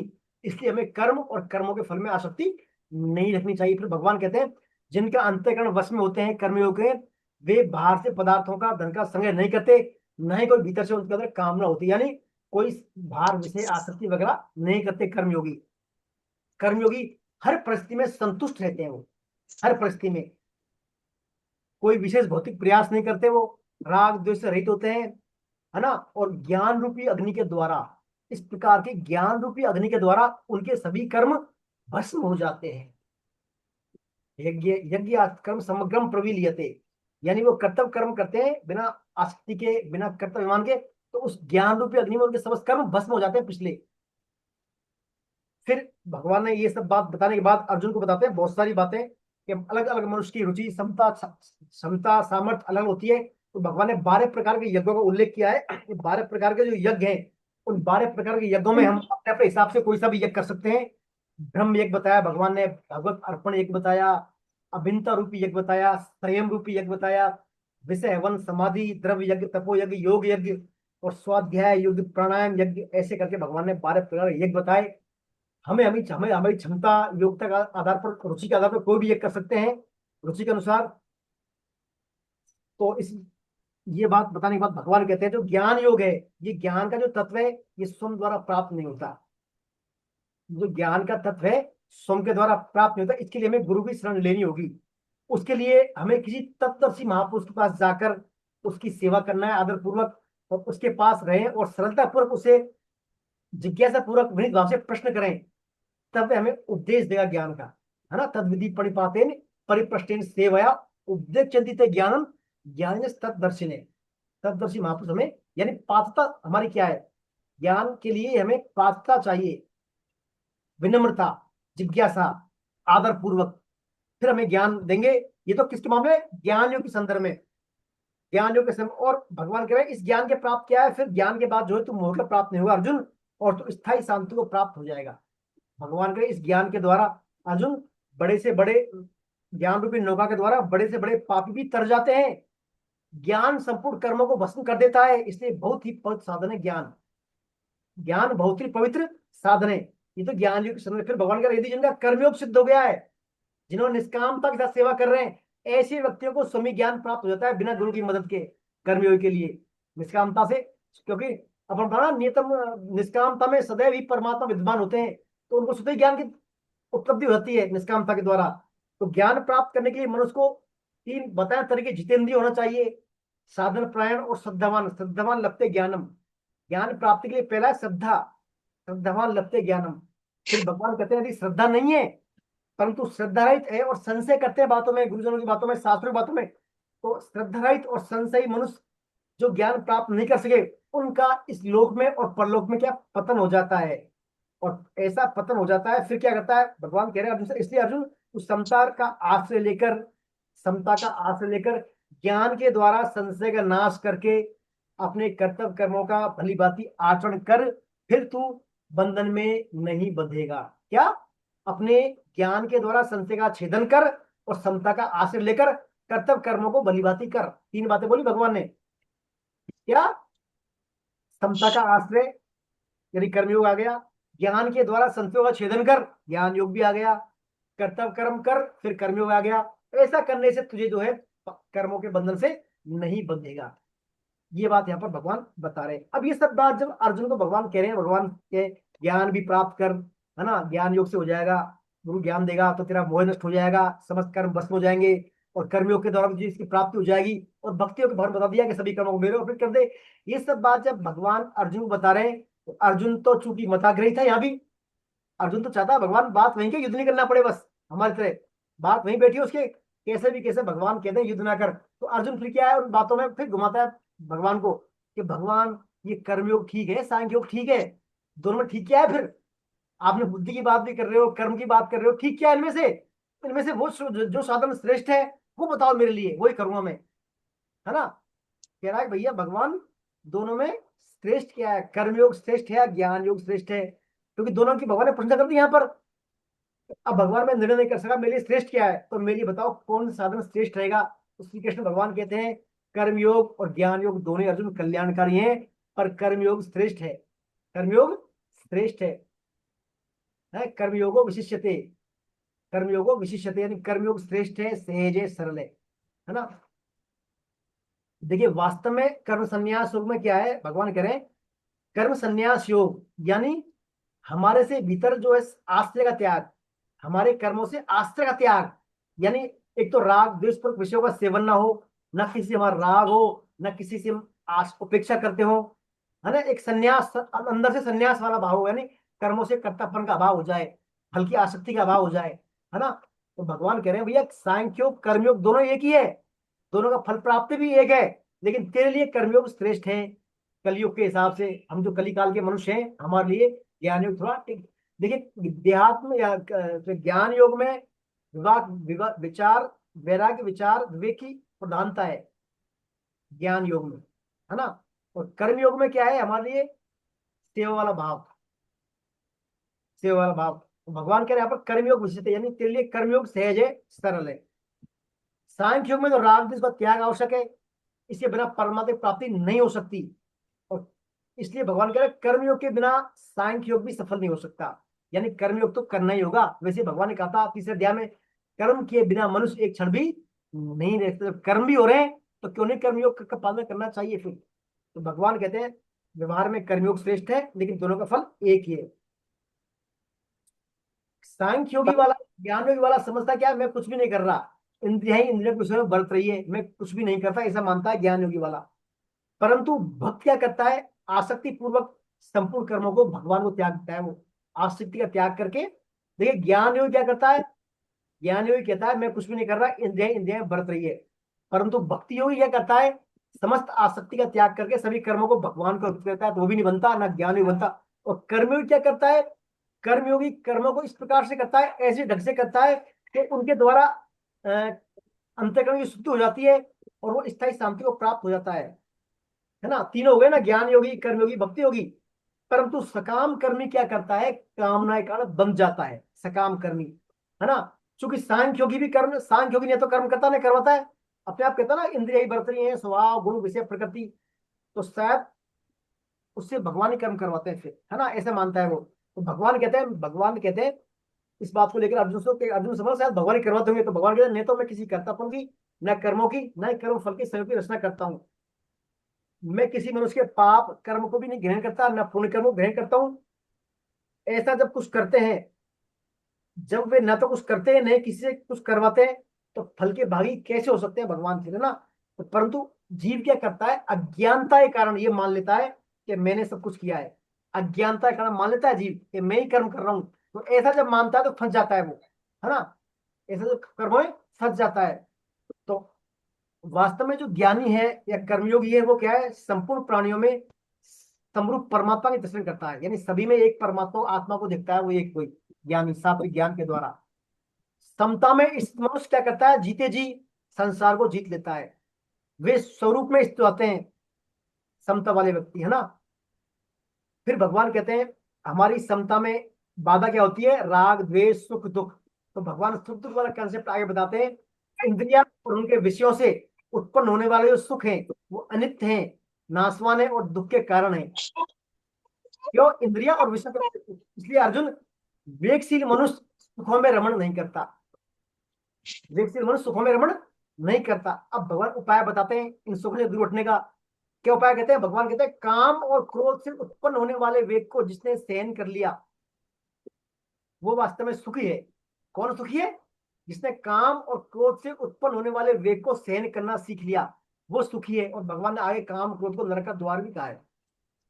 भगवान कहते हैं परमात्मा में सुख बुद्धि रखने से, संसार में किंचित मात्र भी सुख ने मानने से प्राणी स्वरूप में स्थित होकर स्थायी शांति को प्राप्त हो जाता है। भगवान कहते हैं ध्यान योग से हमें स्थायी शांति मिल जाती है, उसका भगवान अगले चक्र में कहते हैं। और अंत में भगवान कहते हैं भगवान निष्ठा के द्वारा वही शांति प्राप्त हो सकती है। हमारी भगवान निष्ठा हो तो कैसे निष्ठा होगी? भगवान कहते हैं जो मुझे सभी कर्मों का भोक्ता, भोक्ता सर्वलोक महेश्वरम सूर्य सर्वभूतानाम ज्ञातम माम शांति रक्षि, यानी मुझे सभी कर्मों का, तपस्याओं का, कर्तव्यों का भोक्ता, सभी लोगों का महान ईश्वर सूर्योदय मानते हैं, वो तत्काल शांति को प्राप्त हो जाते हैं। तो भगवान ने तरीका बताया कर्मयोग में, सार में आ गया ये श्लोक, भोक्ता यक्तप्ताम सब लोग महेश्वरम, यानी सभी लोगों का भोक्ता, लोगों का सभी तपस्याओं का भोक्ता, है ना। और सभी लोगों को मान से मुझे मानकर कर अर्पण करते हैं मेरे को, तो वो भी क्या है? शांति को प्राप्त हो जाते हैं। तो ये भगवान ने यह कर्मयोग का प्रकरण चलाया है। तो मूल बात यही है कर्मयोग में। देखिए पहली बात तो कर्मों से हमारे बेड इवेंट का त्याग, आसक्ति, ममता, कामना, फलासक्ति, इनका त्याग। दूसरी बात, कर्म अकर्म विकर्म वाला कंसेप्ट, हमारा ध्यान रहे अकर्म पर। जितने ज्यादा हमारे अकर्म होंगे उतने हमारे जीवन में खुशी आएगी और हमारे जीवन में स्थायी शांति प्राप्त होगी। आप अपनी शीट बनाएं डेली, मैं क्या तो कर्म कर रहा हूँ, क्या अकर्म कर रहा हूँ, क्या विकर्म कर रहा हूँ, उससे आप कर सकते हैं अपना एनालिसिस। तो जितने ज्यादा हमारे अकर्म होंगे हमारे जीवन उतनी खुशहाली आएगी। तीसरी बात, जो भी हम कर्म करें इंद्रियों के लिए ना करें, इंद्रियों पर फोकस ना करें। इंद्रियों को फोकस कर दिया हमने तो क्या होगा, वो कर्म फिर अन्यत्र हो जाएंगे। तो हमारा मन बुद्धि सब कामनाएं सब बलवान हो जाएंगी और फिर हमसे पतन का मार्ग खुल जाएगा हमारा। तो इंद्रिय संयम, बुद्धि का एक निश्चय और सम्यस्ता यानी अ, फलाशक्ति और कर्तव्य अभिमान से भी दूर रहें। इस थीम से कर्तव्य कर्म करें और साथ ही ममता रहित, संताप रहित और काम रहित सभी कर्मों को भगवान को अर्पण कर दें। और तो और भगवान को ही सभी कर्मों का भोक्ता, तपों का भोक्ता, यज्ञों का भोक्ता सभी लोगों को मान ईश्वर माने, तो फिर हमारे सभी कर्म क्या है, बंधनकारी नहीं हो सकते। ये है हमारा कर्मयोग का प्रकरण। आइए और संक्षिप्त में एक और देखते हैं। इसके बाद आता है आत्म संयम योग। आत्म संयम योग देखिए भगवान ने, सर सर पर प्रश्नों को भूल जाएंगे सर, वही ये तो इसमें प्रश्न आ गया है दिमाग में सर, पूछ लूं? तो मेरा तो ये था प्रश्न एक साथ ले लेते हैं अपन, इसको फिनिश करके एक साथ बता सकते हैं, चलो ठीक है सर। कंटिन्यूस में कर लेते हैं एक बार। तो देखिए अब कर्मयोग के पढ़ के बाद एक अंतिम प्रकार आता है अपना इस सत्र का आत्म संयम योग। देखिए भगवान ने यहाँ पर कर्मयोग की श्रेष्ठता का वर्णन कर दिया है ना, दोनों में श्रेष्ठ कल्याणकारी बता दिया कर्मयोग, है ना। और अंतिम भगवान ने कह दिया भक्ति की जो निष्ठा है, यानी निष्ठा मेरे में होगी उसकी को फल का, तपस्या का, तो मेरे को मानेगा शांति को प्राप्त होगा। तो निष्ठा, तो निष्ठा में हमारी क्या आती है, पहले श्रद्धा, और श्रद्धा से पहले आता है मन। हमारा मन लगे नहीं लगे, मन तो हमारा नियंत्रित संयमित हो। तो मन की बात इस अध्याय में भगवान कहते हैं आत्म संयम योग, यानी अपने मन को, अपने आप को नियंत्रण कैसे करें हम, वो इस अध्याय में भगवान यहाँ पर बताते हैं। तो भगवान शुरुआत करते हैं मन के द्वारा, है ना। भगवान कहते हैं हम यदि फल में आसक्ति रखकर कर्म करेंगे, है ना, फल में आसक्ति रखकर कर्म करेंगे तो हम वास्तव में योगी नहीं है फिर, या सन्यासी भी नहीं है। बात कर्मियों की थी ना, योगी कौन है, जिसकी ना तो फल में आसक्ति, ना फल की, फल में फल, ना तो फल की आसक्ति, ना कर्तव्य कर्म करने का अभिमान। तो भगवान कहते हैं जो फल में आसक्ति रखे बिना कर्म करता है वो सन्यासी भी है। तो इससे क्या होगा, सन्यासी पने से क्या होगा, फल में आसक्ति रखने से क्या होगा, हमारे कर्तव्य और भोक्तत्व दोनों का नाश हो जाता है। कर्तव्य यानी कर्तव्य का भाव, और भोक्तत्व यानी भोक्तापन का भाव, इनका नाश हो जाता है। तो भगवान कहते हैं मात्र पदार्थों के त्याग से कोई सन्यासी नहीं हो जाता, और ना ही कोई क्रियाओं के त्याग से सन्यासी योगी बन जाता। वे सन्यास और कर्मयोग के फल को एक ही कहते हैं, यानी दोनों में क्या है, मूल रूप से क्या है, अंदर से कामना का त्याग, अंदर से कामना का त्याग, अंदर से हमारी कामना का त्याग होगा तभी जो है हम सन्यासी या योगी कहलाएंगे, है ना। तो बेसिक है इनमें कामना का त्याग। तो यहाँ भगवान कहते हैं कामना का त्याग करने के लिए जो है कर्मयोग के अंतर्गत क्या है, जो भी हम प्राप्त कर्तव्य कर्म हमारे लिए, कर्मयोग में जो हमें प्राप्त कर्तव्य कर्म वो कारण कहे गए कर्मयोग के। और कर्मयोग की परमात्मा प्राप्ति की शांति में सुख न लेने को भी यह कारण कहा है, यानी कर्मयोग करने से हमें जो खुशी मिलती है उसका भी हम भोग ना करें, है ना। ये कह रहे हैं भगवान, देखिए जो हमें शांति मिलती है, समाधि शांति मिलती हो या निस्वार्थ सेवा से मिलती हो, उसका ही भोग ना करें, तभी हम वास्तव में योगी हैं, है ना। तो विषय भोगों और कर्मों में आसक्त होने वाले कामनाओं का सतत त्याग करने वाला मनुष्य योगारूढ़ कहा है। योगारूढ़ तदोच्यते, कौन, जो विषयों भोगों और कर्मों में आसक्त ना हो। योगारूढ़ मनुष्य को ही स्थायी शांति प्राप्त होती है, तो उसी का उद्धार होता है। भगवान कहते हैं सो अपना उद्धार आप करें, अपना पतन ना करें। तो तू अपना उद्धार करने में अर्जुन स्वतंत्र है, तू अपना उद्धार कर, पतन मत कर। तू ही अपना आप में बंधु है और अपने आप में ही शत्रु है। अब देखिए कौन अपना बंधु कौन शत्रु, जिसने अपने आप को जीत लिया अपने आप से वो अपना बंधु है, और जो अपने आप को नहीं जीत सका वो कौन है, अपना शत्रु है ना। तो अपने आप को जीतने का परिणाम क्या होता है, अपने आप को यदि इसने जीत लिया, मन पर विजय पा ली, तो पहली बात तो सभी परिस्थितियों में सम रहेगा और सभी पदार्थों में सम रहेगा, और इस प्रकार उसमें समता आ जाएगी, यानी समबुद्धि उसमें आ जाएगी। तो समता जो कर्मयोग से प्राप्त होती है ना, जो समता निष्काम कर्मयोग से प्राप्त होती है, वही समता हमें ध्यान योग से प्राप्त हो जाती है। देखिए ये ध्यान योग का आत्म संयोग का अध्याय है। जो समता हमें कर्मयोग से प्राप्त हो रही है, भक्ति योग से प्राप्त हो रही है, वही समता ध्यान योग से भी प्राप्त होती है। उसके बारे में भगवान बताते हैं क्या, कि ध्यान योग शुद्ध करने के सबसे पहले मनुष्य को कुछ ध्यान करना पड़े, कुछ मतलब ध्यान देना पड़े बातों पर। क्या, पहला, भोग बुद्धि से चीजों का संग्रह ना करें, भोग बुद्धि से चीजों का संग्रह ना करें, यानी भीतर से इच्छा रहित हो जाएं, और अपने अंतःकरण और शरीर को वश में रखें, यानी मन बुद्धि इनकार, मन बुद्धि पर हमारा संयम रहे, और एकांत प्रिय रहे हम, हमारा उद्देश्य परमात्मा प्राप्ति हो, है ना। और भगवत प्राप्ति के लिए हम उद्देश्य ध्यान करें, यानी हमारा ध्यान क्या हो, भगवत प्राप्ति। तो उसमें कुछ प्रक्रिया भवन होते हैं, कहाँ कैसे आसन लगाएं, ना ज्यादा ऊंचा ना नीचा आसन, सब एक लेवल पर आसन हो, कुछ अलग या कुछ का आसन हो। आसन पर बैठ के हम क्या है, हमारे मन इंद्रियों की दशा का वर्णन भगवान बताते हैं कि मन को हमारे एक करें, इंद्रिया और चित्त को सदा का एक उसमें सीक्वेंस में रखें, और दृष्टि को हम जो है अपर लिप्स पर या दोनों भुवों के बीच में ध्यान करें। और साथ साथ भगवान कह रहे हैं युक्त आहार विहार चेष्टित कर्मसु, यानी आहार विहार हमारे संयमित हो, संतुलित हो, ना तो ज्यादा सोए ना ज्यादा जागे, यानी संयमित हो हमारा आहार विहार, खाना पाना, खान पीन, आहार विहार, व्यवहार सब हमारे संयमित हो। ऐसा करने वाले व्यक्तियों का योग सिद्ध होता है ना। फिर वही योग कर सकते हैं, वही समता में आ सकते हैं, युक्त आहार और विहार हो। मेन हमारा आहार, आहार और हमारा आचरण, खाना पीना सब हमारा संयमित हो, मेन इंद्रिय संयमित हो, संयमित होकर जो भी हम करेंगे, फिर हमारा योग जो है सिद्धि के मार्ग में आगे चलते हैं। फिर भगवान कहते हैं इसकी कसौटी क्या है कि हमारा योग सिद्ध हुआ नहीं हुआ, योग में है नियम, तो भगवान कहते हैं उसके प्राप्त होने वाले लाभ में कोई अधिक लाभ उसके मानने में नहीं आए, है ना। यम लुका चापम लाभ मन्यते नाधियम तत्, कोई बड़े बड़े लाभ भी इसके मानने में ना आए, और ना कोई दुख से विचलित हो वो। इसका मतलब उसको योग में है वो।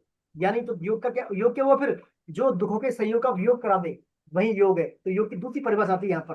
पहला है दूसरे अध्याय में समत्व योग उच्यते, और यह है जो दुखों के संयोग से वियोग करा दे वही योग है। तो भगवान कहते हैं ऐसे योग को अर्जुन अवश्य बिना उगता हुए चित्त से करना चाहिए। इस योग से हमें समता की प्राप्ति हो जाती है।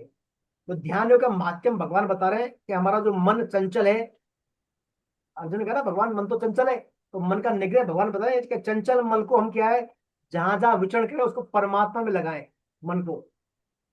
जिसका मन शांत होता है वही इस सात्विक सुख को प्राप्त कर सकता है ना। फिर कहते हैं भगवान भक्तियों के संदर्भ में इसी बात को, कि जो सब में मुझको देखता हो, मुझ में सबको देखता हो, उसके लिए मैं कभी अदृश्य नहीं होता, और वो मेरा ही भजन करता है, हर समय मेरा ही बर्ताव करता हो। ये भक्तियों के संदर्भ में है। फिर भगवान कहते हैं ध्यानों के बारे में जो भगवान बताते हैं बात, अर्जुन कहता है भगवान का आप मन जो है आप करें, मन चंचल को वश में करें। तो मन को चंचल करना बहुत टेढ़ा काम है भगवान।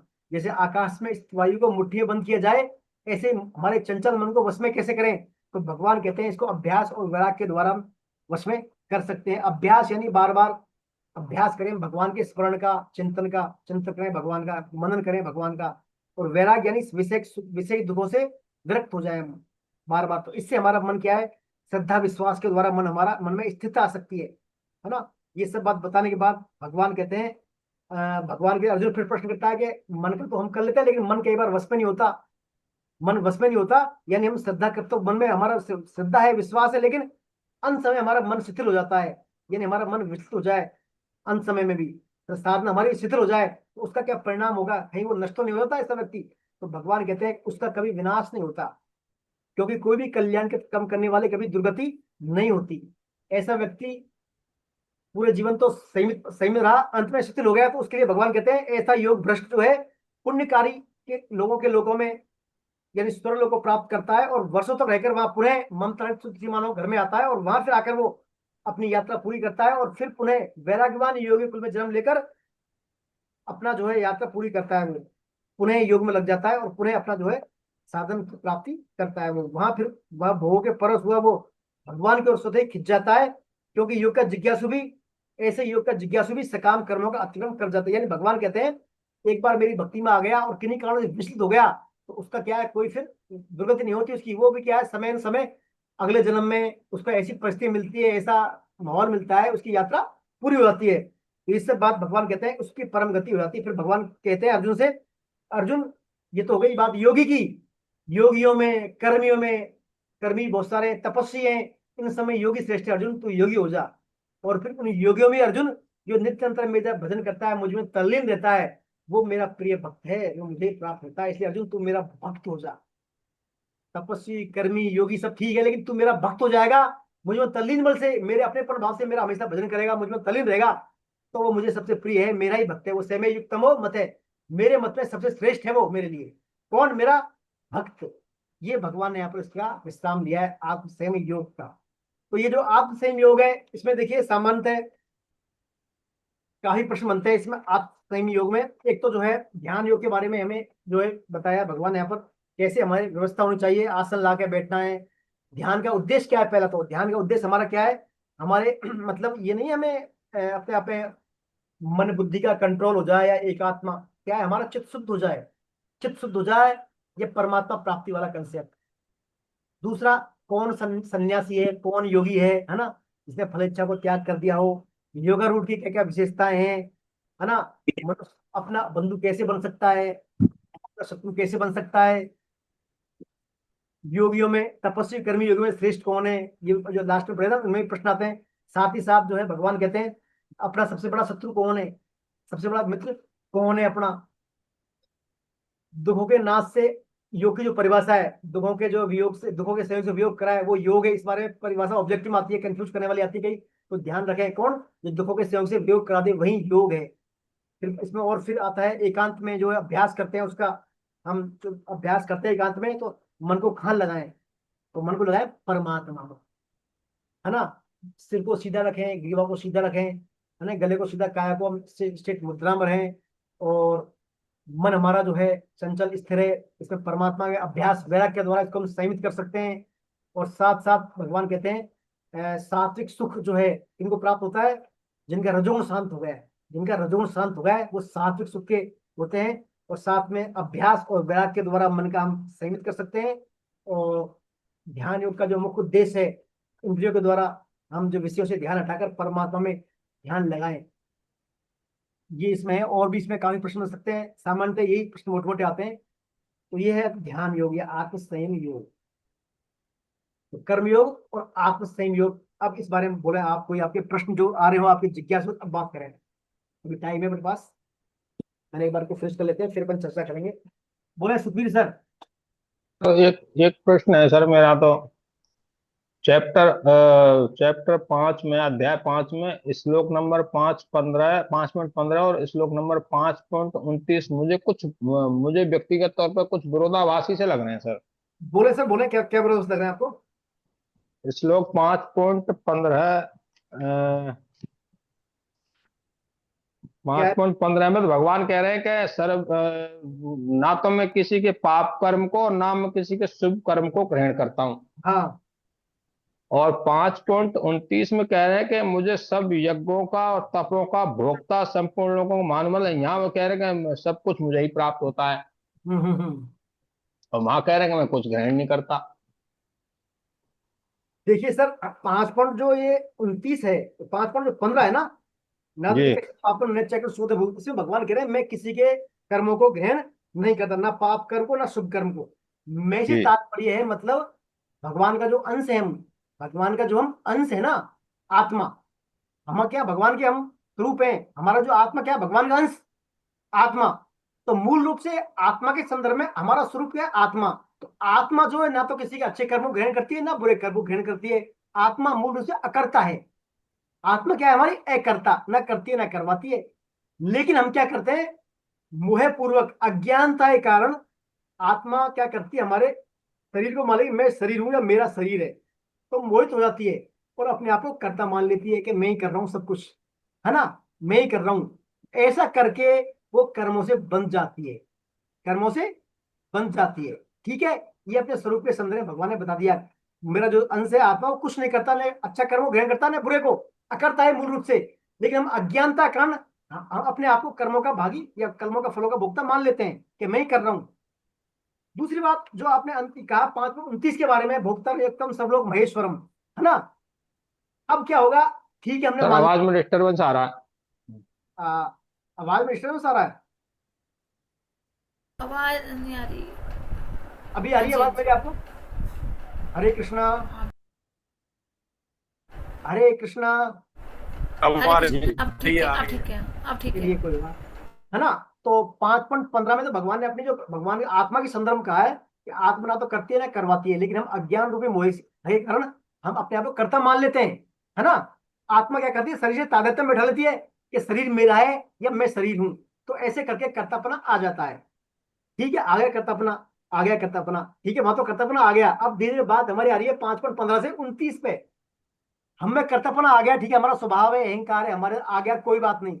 भगवान कह रहे आप में कर्तापना आ गया, कोई बात नहीं, अब ऐसा करो, ऐसा कर लो। फिर यदि यहाँ बात नहीं बनती तो भोक्तारम यत्तपसाम सर्वलोक महेश्वरम सूदे सर्वभूतानाम ज्ञातम माम शांति मच्छति, ऐसा कर लो भैया।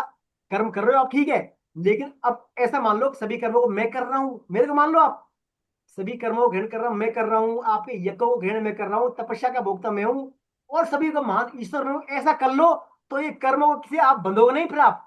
और ऐसा नहीं मानोगे तो बंध जाओगे आप, बन जाते हो कि आपने कर्तापना मान लिया ना कि मैं शरीर हूं, और ऐसा मान लोगे कि मैं हूं सब कुछ, सूर्य सर्वभूतानाम सर्वलोक महेश्वरम, तो आप कर्मों से फिर नहीं बंधोगे। तो वस्तु तो ये दोनों ही बात भगवान ने अलग अलग एंगल से हमने हमारे कल्याण के लिए कही है। यदि या तो वैसे मान लो, नहीं वैसे मान लो, बहुत सारे भगवान ने ऑप्शन दिए हैं, देखिए, है ना। हमारी हम जो रुचि के अनुसार, हमारी सामर्थ्य के अनुसार जो हमें सूट करे वो मान लीजिए आप। समझे बात को सर? जी सर, जी सर। जैसे हम मेडिकल स्टोर जाते हैं ना, दुकान दवाई पर कोई लेने के लिए, किसी के क्या है हाथ पैरों में दर्द है, कोई मल्टीविटामिन ले लेगा, किसी को जुकाम होती है वो सिट्रीजिन ले लेगा, किसी को सिर दर्द होता है वो पेन किलर ले लेगा। तो अपने अपने जो सूट कर रहा है वो ले लीजिए आप। बहुत सारी दुकान है, भगवान की गीता के 700 श्लोक है, तो जो आपको सूट करता है पकड़िए आप, सभी कल्याणकारी है। अब यदि एक ही व्यक्ति सोचा है मैं सभी ले लूं, तो वो थोड़ा उसके लिए विरोधाभास हो जाता है उसको ना। तो आपको जो सूट करता है वो लीजिए आप, बाकी सभी बात सही है, गलत कुछ भी नहीं है, सभी कल्याणकारी ना है। ना सर, वो हम नहीं समझ पा रहे हैं, वो भगवान हाँ का एक एक बिल्कुल वर्ड बड़ा दिव्य है साहब। अपन बिल्कुल अपनी इतनी बिल्कुल बुद्धि बिल्कुल कहाँ, अपन ने इतना दिमाग विवेक कहाँ है कि जो उनकी बातों को समझ जाए सर। बिल्कुल बिल्कुल बिल्कुल सर, है ना। तो इसलिए हाँ विरोधाभास कुछ भी नहीं है शरीर में ना, दोनों ही बात ठीक है, बस अपने हाँ, हैं सर, है अपन ना। नहीं समझ पा रहे हैं, वो तो ये थोड़ा कंफ्यूजन था सर। जी जी जी बिल्कुल, दूर हुआ कंफ्यूजन आपका। हाँ हाँ सर, बिल्कुल। चलिए चलिए, और बोलिए सर, और कोई प्रश्न बोलिए आपके। देखिए शुरू से हम बहुत गीता पढ़े ना, beginning very beginning first class से जो आज तक जो भी आपके प्रश्न है जो भी बोल दीजिए आप, जो भी आप 1 से 6 अध्याय कहीं भी आपको शंका हो कोई भी बोल सकते हैं आप आज, अभी टाइम भी है अपने पास, कोई भी आपकी शंका हो भाव आ रहा हो भाई ऐसे बात है कहाँ क्या है, तो अभी अपन क्लियर कर लेंगे, है ना। और नहीं आएगा तो अपन बाद में कर लेंगे, आपसे आपसे कर लेंगे, कुछ आप पे आती है कुछ मेरे पे बातें आती है, बोले मन की बात, आप कोई झिझक ना करें, है ना। अभी 5 तारीख को एग्जाम है अपनी, है ना, तैयार रहिए आप। हो सकता है आपने सर असाइनमेंट तो आपने किए होंगे, असाइनमेंट जो मैंने डाले थे आपको उनको पढ़ लें आप, है ना। उनमें कोई आपको शंका लग रही हो तो बता देना आप, या जो भी आपको कोई भी इसमें 5 अध्याय में। देखिए सबसे ज्यादा वेटेज है ना सेकंड चैप्टर साइंस योग में रहेगा, और 6वें चैप्टर में रहेगा वेटेज, ज्यादा क्वेश्चन इनसे आते हैं ना, तो इनको ध्यान से देखिएगा आप। और कर्मयोग में तो आते ही हैं, कुछ कर्मयोग में भी आते हैं। कर्मयोग में क्या है, केस वाले प्रश्न आते हैं, केस वाले, आपको कुछ केस दे देंगे वो। हरे हरे कृष्ण। जी जी अंशु जी बोले, आशु जी बोले। वो आपने असाइनमेंट बताया, असाइनमेंट कहाँ डाले आपने ग्रुप में? मैंने पीडीएफ डाला ना, हरे पीडीएफ कृष्णा। 1 से 6 अध्याय का असाइनमेंट का पीडीएफ डाला है, कल भी डाला है, मिला आपको? पीडीएफ ग्रुप में डाला है मैंने, कल परसों डाला था, पहले भी डाला है 1-2 बार। मिल गया गुरु जी, 2 बार डल चुका है वो तो। हाँ मैं और डाल दूंगा आशु जी, आपको लगा ना, तो मैं और डाल दूंगा अभी आपको, है ना, फोन में पीडीएफ आपको फिर से डाल दूंगा मैं, ना। बाकी मैंने गुरु डाल जी दिया इसके था। अलावा भी कोई पीडीएफ है क्या? देखिए सर इसके अलावा बहुत सारी भंडार है नहीं काफी। भाई देखिए कोई शेयर कर दीजिए दोबारा, आपसे मेरा निवेदन, जिसके पास असाइनमेंट है ना अभी 1 से 30 टूडे नहीं, मेरे पास नहीं है, मेरे पास। डाल देंगे, दोबारा डलवा देंगे, कोई डाल दीजिए दोबारा, ग्रुप में शेयर कर दीजिए एक बार और, है ना, कर दीजिए, अभी आ जाएगा आपके प्लीज पास, प्लीज। अभी आ जाएगा। सुखबीर सर आप कर देना शेयर, है ना, यस सर, मैं कर दूंगा सर, कर दूंगा। कर दीजिए ना। अरे गुरुदेव, जी सर, कोई दूसरा असाइनमेंट है क्या पीडीएफ का? असाइनमेंट सर काफी है, इसमें कमी थोड़ी है, लाइन टू लाइन पढ़िए आप। अरे पढ़ रही है, खूब पढ़ रही है वो तो, मैंने ये तो कर ही लिया, हाँ इसके अलावा भी कोई हो तो और कर ले। चलिए मैं और देखूंगा पुराने। एक्चुअली क्या है देखिए, हमारे पास पहले जो एग्जाम होता था ना, पहले अब से जो पहले पहले क्या ऑब्जेक्टिव क्वेश्चन भी आते थे, और फिल इन द ब्लैंक्स भी आते थे, ट्रू फॉल्स भी आते थे, और सब्जेक्टिव क्वेश्चन भी आते थे, 5-6 प्रकार के पैटर्न क्वेश्चन आते थे वो है, वो तो इसमें आएंगे नहीं।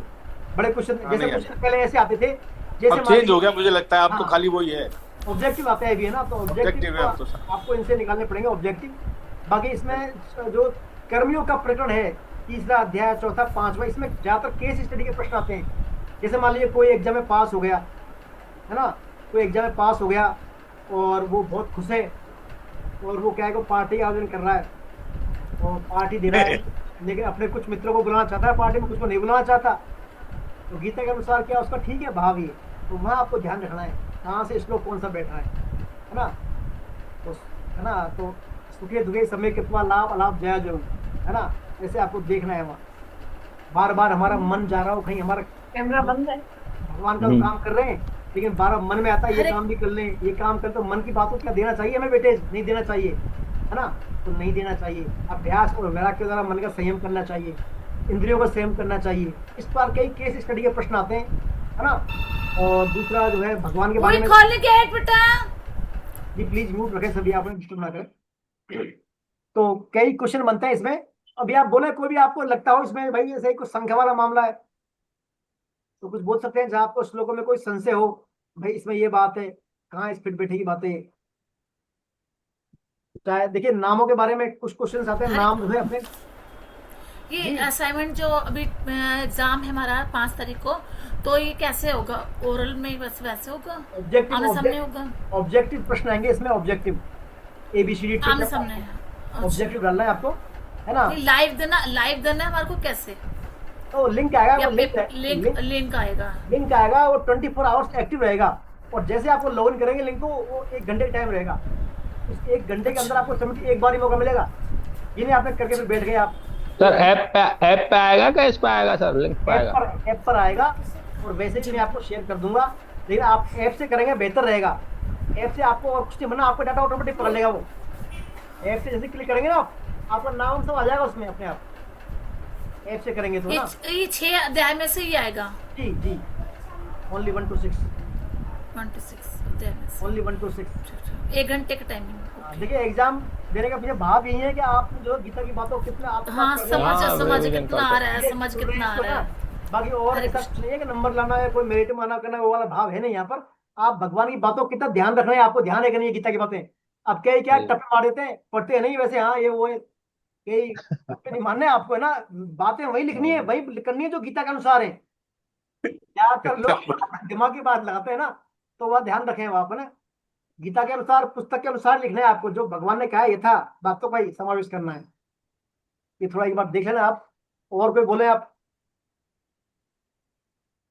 हो गया कृष्णा साहब। जी, ये thank you mobile very app much में जो गुरुदेव, आप एग्जाम क्लास लेने के लिए आज।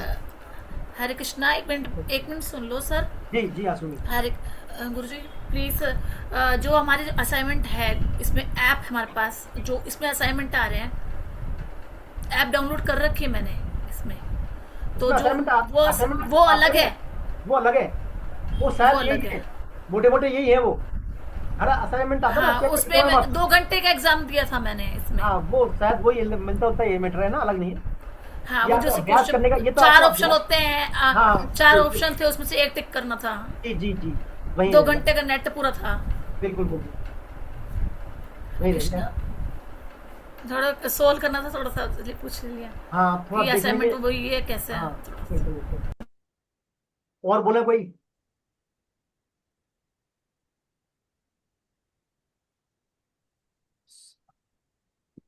हाँ महेंद्र जी सर, आदरणीय महेंद्र जी कुछ बोले आप।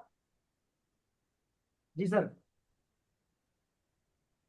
आप भी कुछ मार्गदर्शन करें हमारे, इनका सभी का मार्गदर्शन करें आप। नहीं सर, इसमें मार्गदर्शन क्या करना है, ये तो देखिए आत्मा से परमात्मा की यात्रा का ये चिंतन है। तो जितना गहराई से चिंतन करेंगे, चाहे वो कर्मों के प्रति हो, चाहे समाज के प्रति हो, किसी के भी प्रति हो, हमारी यात्रा, जीवन की यात्रा यही हो कि हम जीव से परमात्मा की तरफ चले जाएं, अपने कर्मों को सही ढंग से करते हुए, समता भाव रखते हुए, किसी के प्रति भी द्वेष भाव न हो, राग द्वेष से छोड़ करके प्रेम से परमात्मा के चरणों की प्राप्ति कर लें। केवल यही उद्देश्य है। सर्वधर्मान् परित्यज्य माम एकम शरणम व्रज, बस और कुछ नहीं। बाकी तो ये सब रास्ते हैं, आप इनमें ज्यादा उलझेंगे तो प्रत्येक चीज आपको उलझाएगी, कहीं ये श्लोक कहीं वो श्लोक, आप उनमें शब्दों में उलझते रहेंगे। लक्ष्य बना लें कि केवल हमें प्रभु की प्राप्ति करनी है, प्रभु परमात्मा की प्राप्ति करनी है। वो चाहे ज्ञान योग से हो, चाहे कर्म योग से हो, और चाहे भक्ति योग से हो। भक्ति योग सरल मार्ग है, साधारण मार्ग है। भगवान भी भक्तों को प्रेम करते हैं, और जब आप में प्रेम का उदय हो जाएगा तो निसंदेह आप भगवान के चरणों में पहुंच जाएंगे। हरे कृष्णा प्रभु जी, हरे कृष्णा। बहुत सभी सुंदर। भक्तों को प्रणाम। सर मेरा थोड़ा सा एक्सपीरियंस में बोल दूं सर कि जब आप शास्त्रों का कुछ अध्ययन करते हैं ना, तो आपका जो बेस है ना सर, वो सॉलिड होता है। उससे फिर आप जो जिस मार्ग पर चल रहे हो ना, उससे डगमगाते नहीं हो। जी जी, बिल्कुल बिल्कुल वो बिल्कुल। हाँ, मार्गदर्शन तो इसलिए देते ही है, हाँ, इसलिए शास्त्र शास्त्रों का। मार्गदर्शन देते हैं पूरा। यस यस, इसलिए जो जैसे अभी सर ने महेंद्र जी जैसे बोले ना, ये श्लोक और वो श्लोक, सर मैं इसलिए थोड़ा सा पूछता हूँ कि अपन क्या है, विचलित ना हो और सही मार्ग पे चलें। अगर वो संशय पैदा हो जाएगा तो दिक्कत होती है। जी जी। इसलिए मैं थोड़ा सा वो पूछ लेता हूँ कि भाई इस श्लोक अरे में और नहीं, ये उस बहुत इसमें ये अच्छा करे, बहुत अच्छा करते हैं सर, आप बहुत अच्छा जी करते हैं। जी जी जी सर। तो वो जी क्या है जी कि उससे क्या है, आपका बेस सॉलिड बनता है सर, फिर आप डगमगाते नहीं हो। जी जी। नहीं, मेरा कहने का मतलब यह है कि हम लोग विचलित ना हो अपने रास्ते से, जी जो जी लक्ष्य जी हमने जी बनाया उससे हमारा विचलन ना हो, बस केवल मेरा कहने का उद्देश्य इतना ही है। जी जी देखिए, जी जी। तो फिर भी ये कहना चाह रहे हैं भाई, किसी भी चीज की विषय वस्तु हमारी जितनी मजबूत होगी, विषय वस्तु यानी यस। बेसिक फंडा जितना अच्छा होगा, उतना हम उसको इजी में अप्रोच कर सकते हैं मैटर को बाद में, है ना। हाँ, मेन उसका वो फिर विषय वस्तु। सॉलिड बेस सॉलिड हो हाँ जाता है सर, फिर वो ये सॉलिड हो डगमगाएगा जाए। नहीं। जी जी जी जी। हाँ जी। तो सुखबीर जी, इस तरह का यही उद्देश्य है, ताकि कंसेप्ट क्लियर हो, तो आगे हम जो है दिक्कत ना आए शास्त्रों में। बाकी तो आप सब अच्छे ही हैं। ये सर है ना। बाकी तो हमें भगवान पर समर्पण, भगवान के प्रेरण रहना है बस। कोई हाँ, दिखा रहे हैं थोड़ी तो कुछ समझ में नहीं आता है तो ये समझना चाहिए कि हम उस लायक नहीं है, हमारी बुद्धि उस लायक नहीं है, हमारा विवेक उस लायक नहीं है, हम भगवान की बातों को नहीं समझ पा रहे हैं। बिल्कुल बस बिल्कुल बस बस बस। बिल्कुल सर, बस हाँ, बिल्कुल। बाकी वो तो सब आइए उनकी आइए को आइए। शब्द, हाँ, हम नहीं समझ पा रहे, उनकी हमारी उनकी कमजोरी है। बातें गूढ़ हैं भाई, उनकी बातें गूढ़ है, बहुत अपन गूढ़ नहीं समझ पाते हैं। हैं। जी जी जी। चलिए, और कोई बात बोले एग्जाम संबंधी, किसी का कोई क्वेरी हो। गीता गुप्ता जी नहीं, गीता जी बहुत दिनों बाद दिखे आज, गीता जी शायद चली गई, शायद है। रजनी जी भी काफी दिनों बाद दिखे आज, पिछले तीन हाँ चार सर, वो कहीं घूमने घूमने चली गई थी वो, इसलिए। अच्छा अच्छा अच्छा अच्छा। हाँ, वो तो मैंने कहा था कि आज समर ये है कि आज ले लो क्लास, जो आज नहीं हो बैठ गई थी। चलो, बहुत बढ़िया बहुत बढ़िया। जी जी। अच्छा अच्छा। और ये Vivo 2347 सर, आपका शुभ नाम सर? Vivo 2347।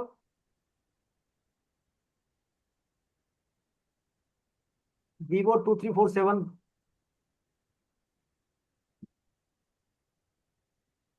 चलिए, समझ नहीं पा रहे, अनम्यूट। चलिए, आप लेकिन नाम से एंटर करेंगे ना इसमें, तो अटेंडेंस वगैरह में थोड़ा इजी रहता है। जी। चलिए, फिर हम आगे चलें।